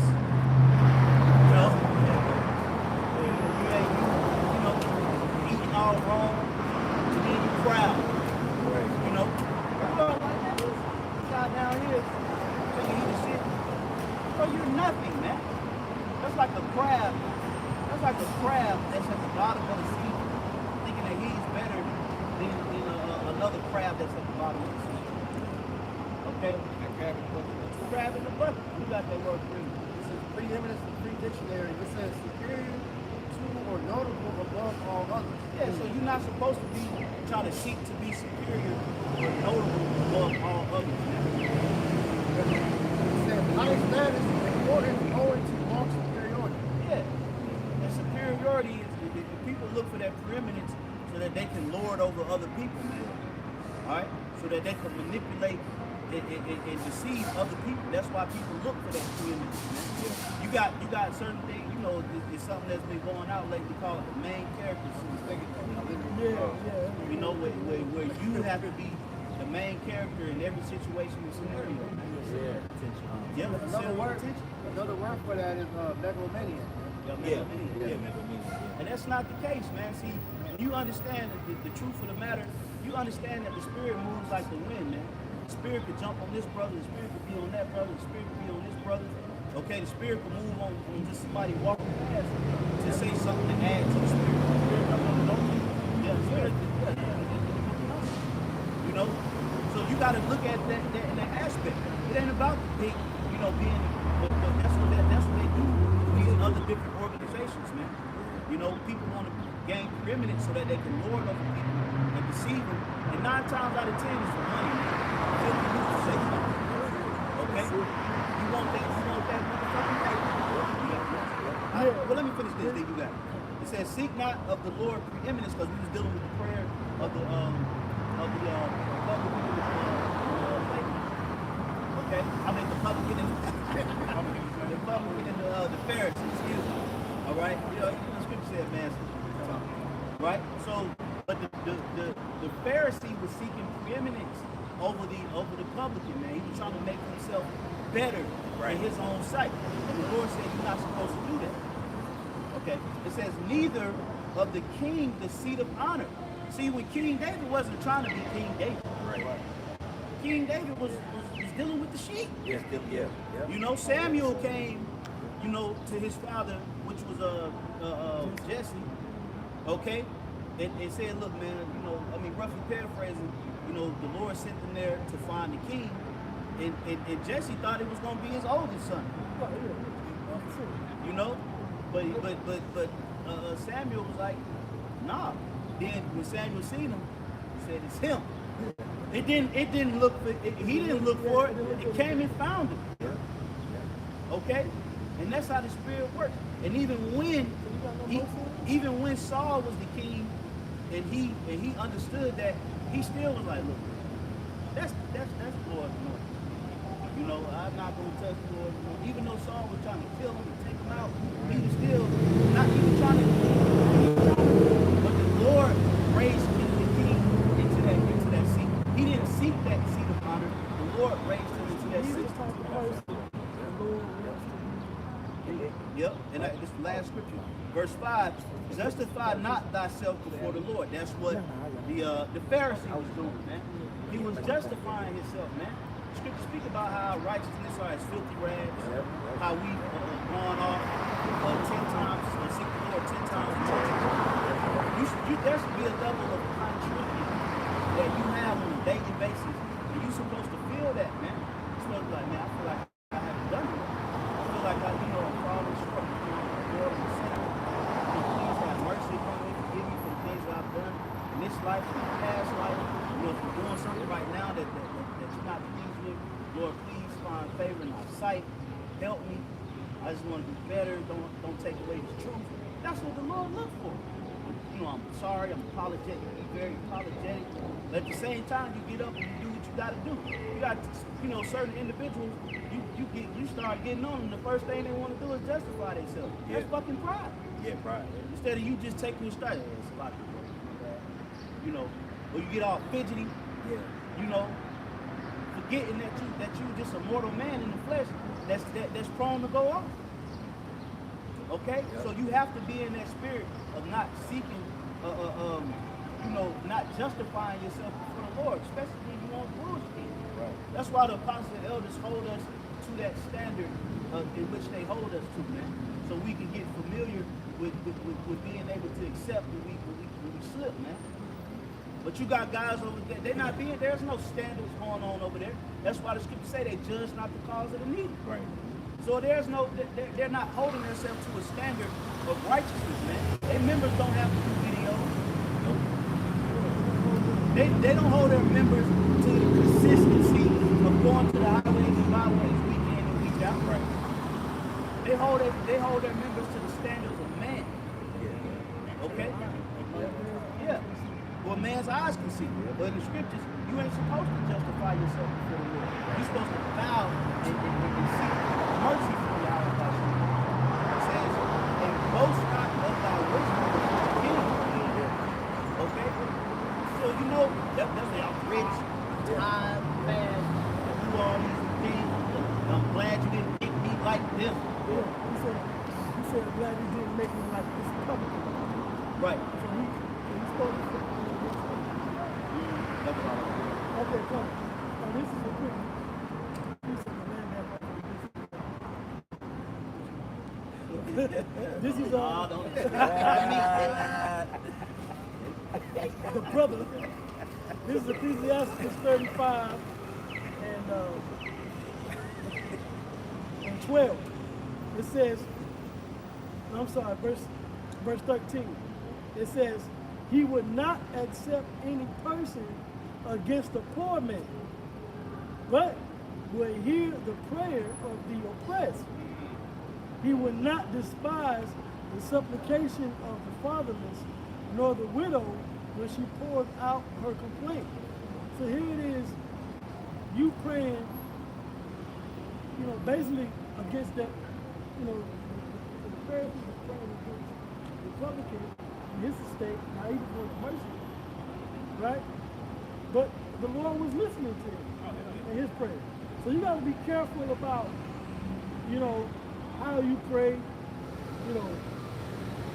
what you putting in those prayers, you gotta be careful about the curses. I don't put up curses. Yeah. When we pray, I don't really put up curses on people. Yeah, I don't really. Yeah. Even if brothers ask for certain curses, I don't put up curses. Yeah. I pray for you before I put up the curse on somebody else. Well, I was gonna say too. Yeah. A lot of those people in Israel, the more money that they were rich, the higher status they got. They stopped looking at their people as people. They felt like they were more low than the rest of them.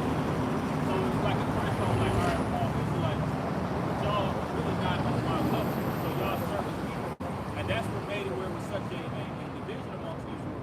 And you had it where it was pretty much damn near to the point where Israel couldn't be retrieved and get back right.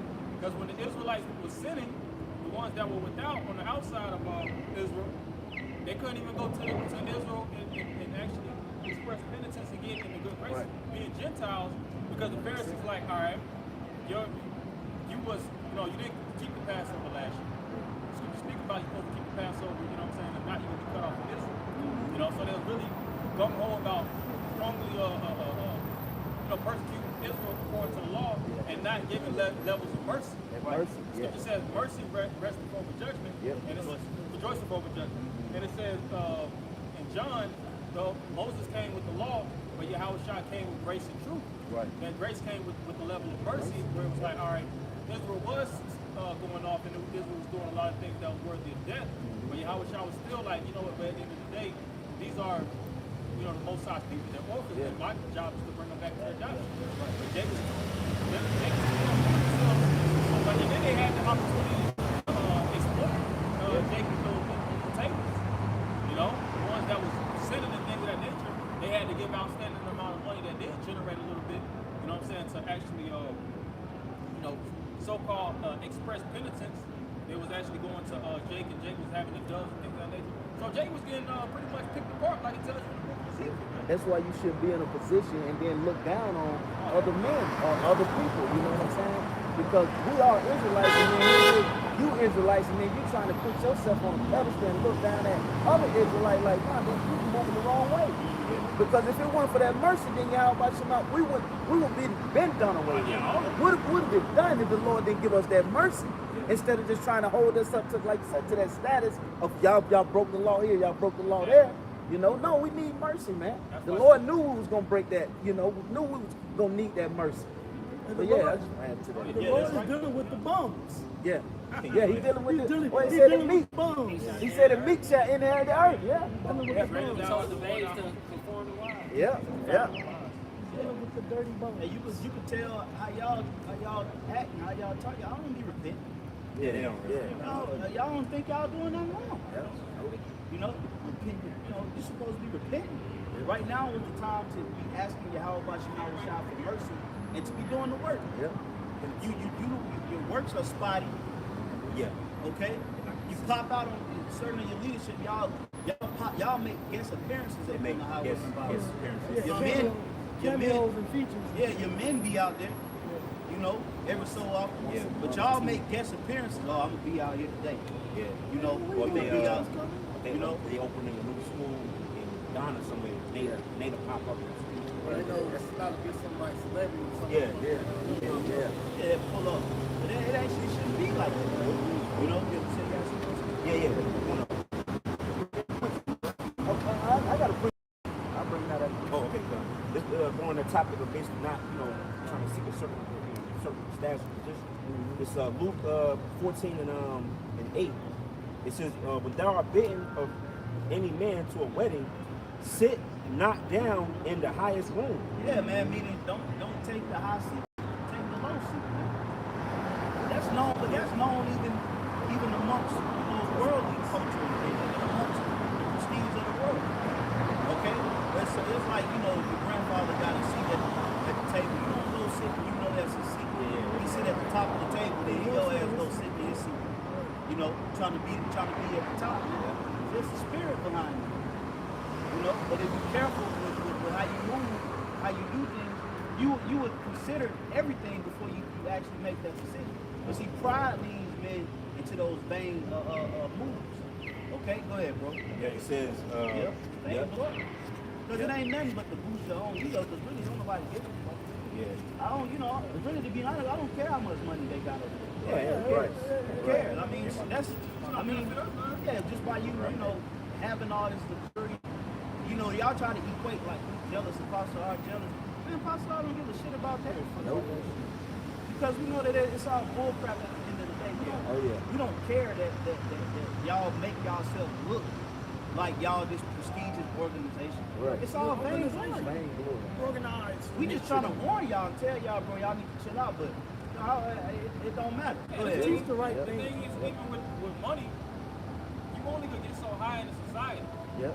You can buy what? You got extra cars, you can drive more exotic cars. All you're doing is driving to fucking work back and forth. Yep. You got a bigger box. We don't own shit here. The scripture speak about all of us being in captivity. It don't matter. The shit really doesn't matter. Our whole thing is to get salvation. That's right. That's why even when you come up in a society, you might have a better house. That shit don't really transfer to you being, in a better situation. Now, it may relieve you a little bit better, but all in all, we're still in captivity. Still don't have to go through it. Understand it. You can take this one more. What they say, they're playing field or level. It's gonna be leveled in. Yeah, level playing field. I see them to put that over there, saying that how it's supposed to want to make have a good time in their captivity. But they're supposed to, enjoy captivity, even though they know we still in captivity. Hey, remember they had that Frenzies and Burgers? I was just about to say. And then in that video, they was pretty much pushing it, have fun. Yeah. Have fun. People, when you look up that word fun, it don't even mean what you think it means. It's distractions. And you got it. Yeah. It says, back in verse 8, it says, sit not down in the highest room, lest a more honorable man than thou be bidden of him. It says, because see what happens if you take the high seat and then a man that's more honorable than you come in and you get told to get up out of that seat. You put yourself in that situation. Verse 9, it says, and he that bade thee and him come and say to thee, give this man place, and thou begin with shame to take the lowest room. Right. Like you said, in that situation, you're like, yeah, my bad. Right, looking at you. And that's why we always bring up the history on how the Apostle R is over the Bishop Nathaniel. Right now, the Bishop Nathaniel took on himself to take the high seat. But see, but who bade Apostle Hart and Bishop Nathaniel was Yahweh Shai.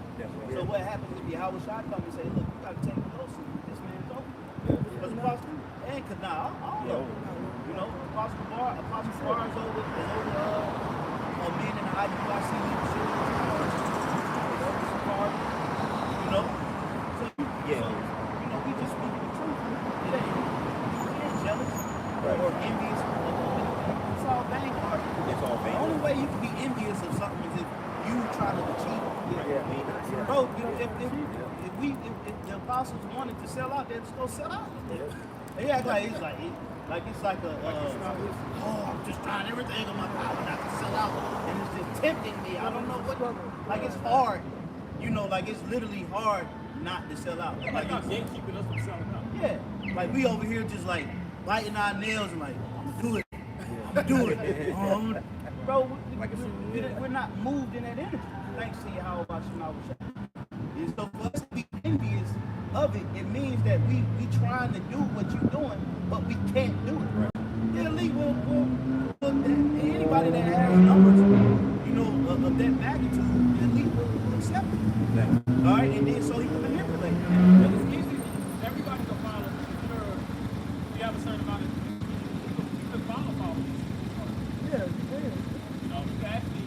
It's not difficult. Everything you're doing, we know your formula on how you do it. It's attainable. Right? Attainable. So it ain't envious because we're telling you that that's not the way.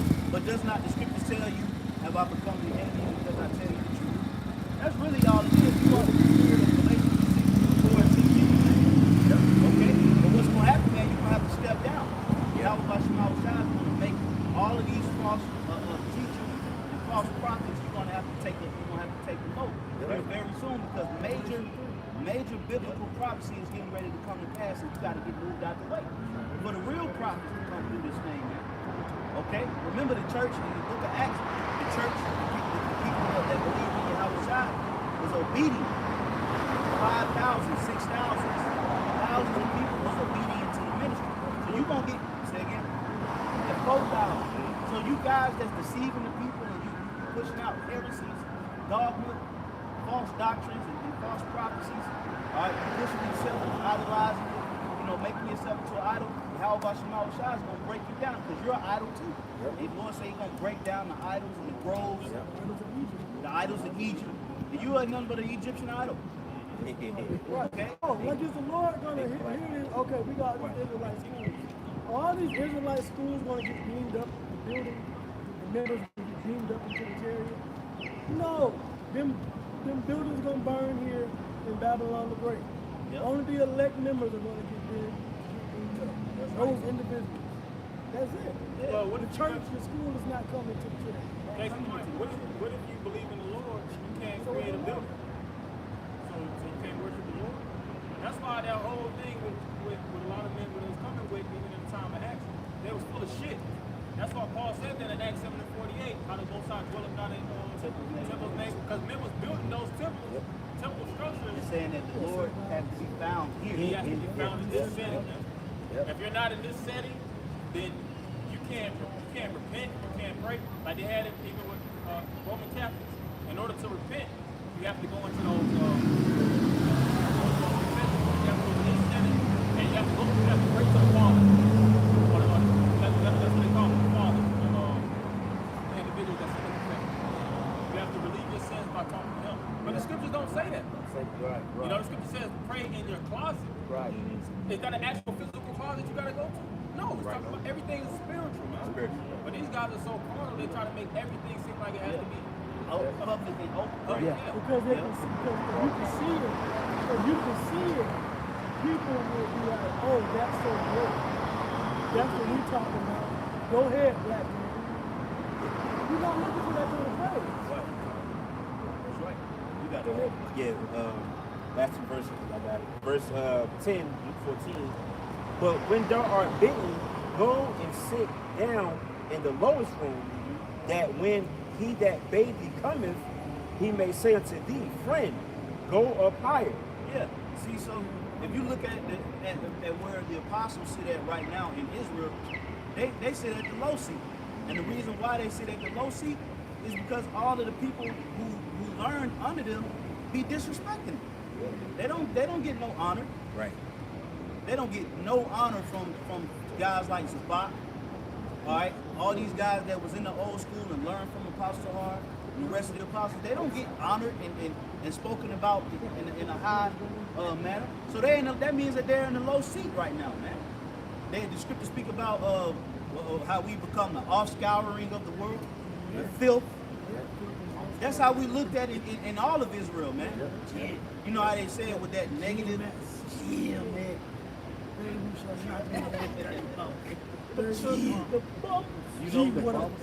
What a mess. Big Jamaican lips flopping all over the place. I'm talking about the Bummerlites. Right. The Bummerlite thing. You know, like that meme. Look, man, hey, like the Apostle Bar said, man, you know, hey, that's a compliment. You know? Yeah, because even if you guys go to the tell them to get some little white man's money, Right. is that come better? If we get some more of the white man's money that makes sense, not all the time. Right. Come on, man. But you know, that links up with that scripture. Go ahead, bro. It says, a friend go up higher, then shalt thou have worship in the presence of them that sit at meat with thee. Hey, so how can the Lord exalt? The rest of the guys at the table. You know? Yeah. But how can the Lord exalt? How can the Lord exalt individuals that's worth $150 million?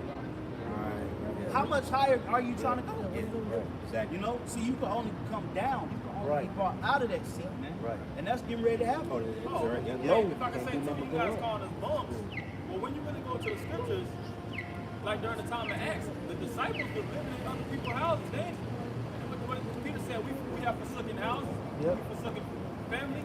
Right. To be honest, if somebody can hear that, they're like, Peter a bum. Right. Yeah. Why y'all living? They said they had to go live over here, in the time of Acts, things of that nature, and jumping house to house. Somebody would call that as a bummy individual. Why are you going? Where your crib? Why you can't go back home? You know. Son of man doesn't have a house to lay in. Right. Last verse, which I just said, Luke 14:11. For whosoever exalteth himself shall be abased, and he that humbleth himself shall be exalted. Yeah, that's the point.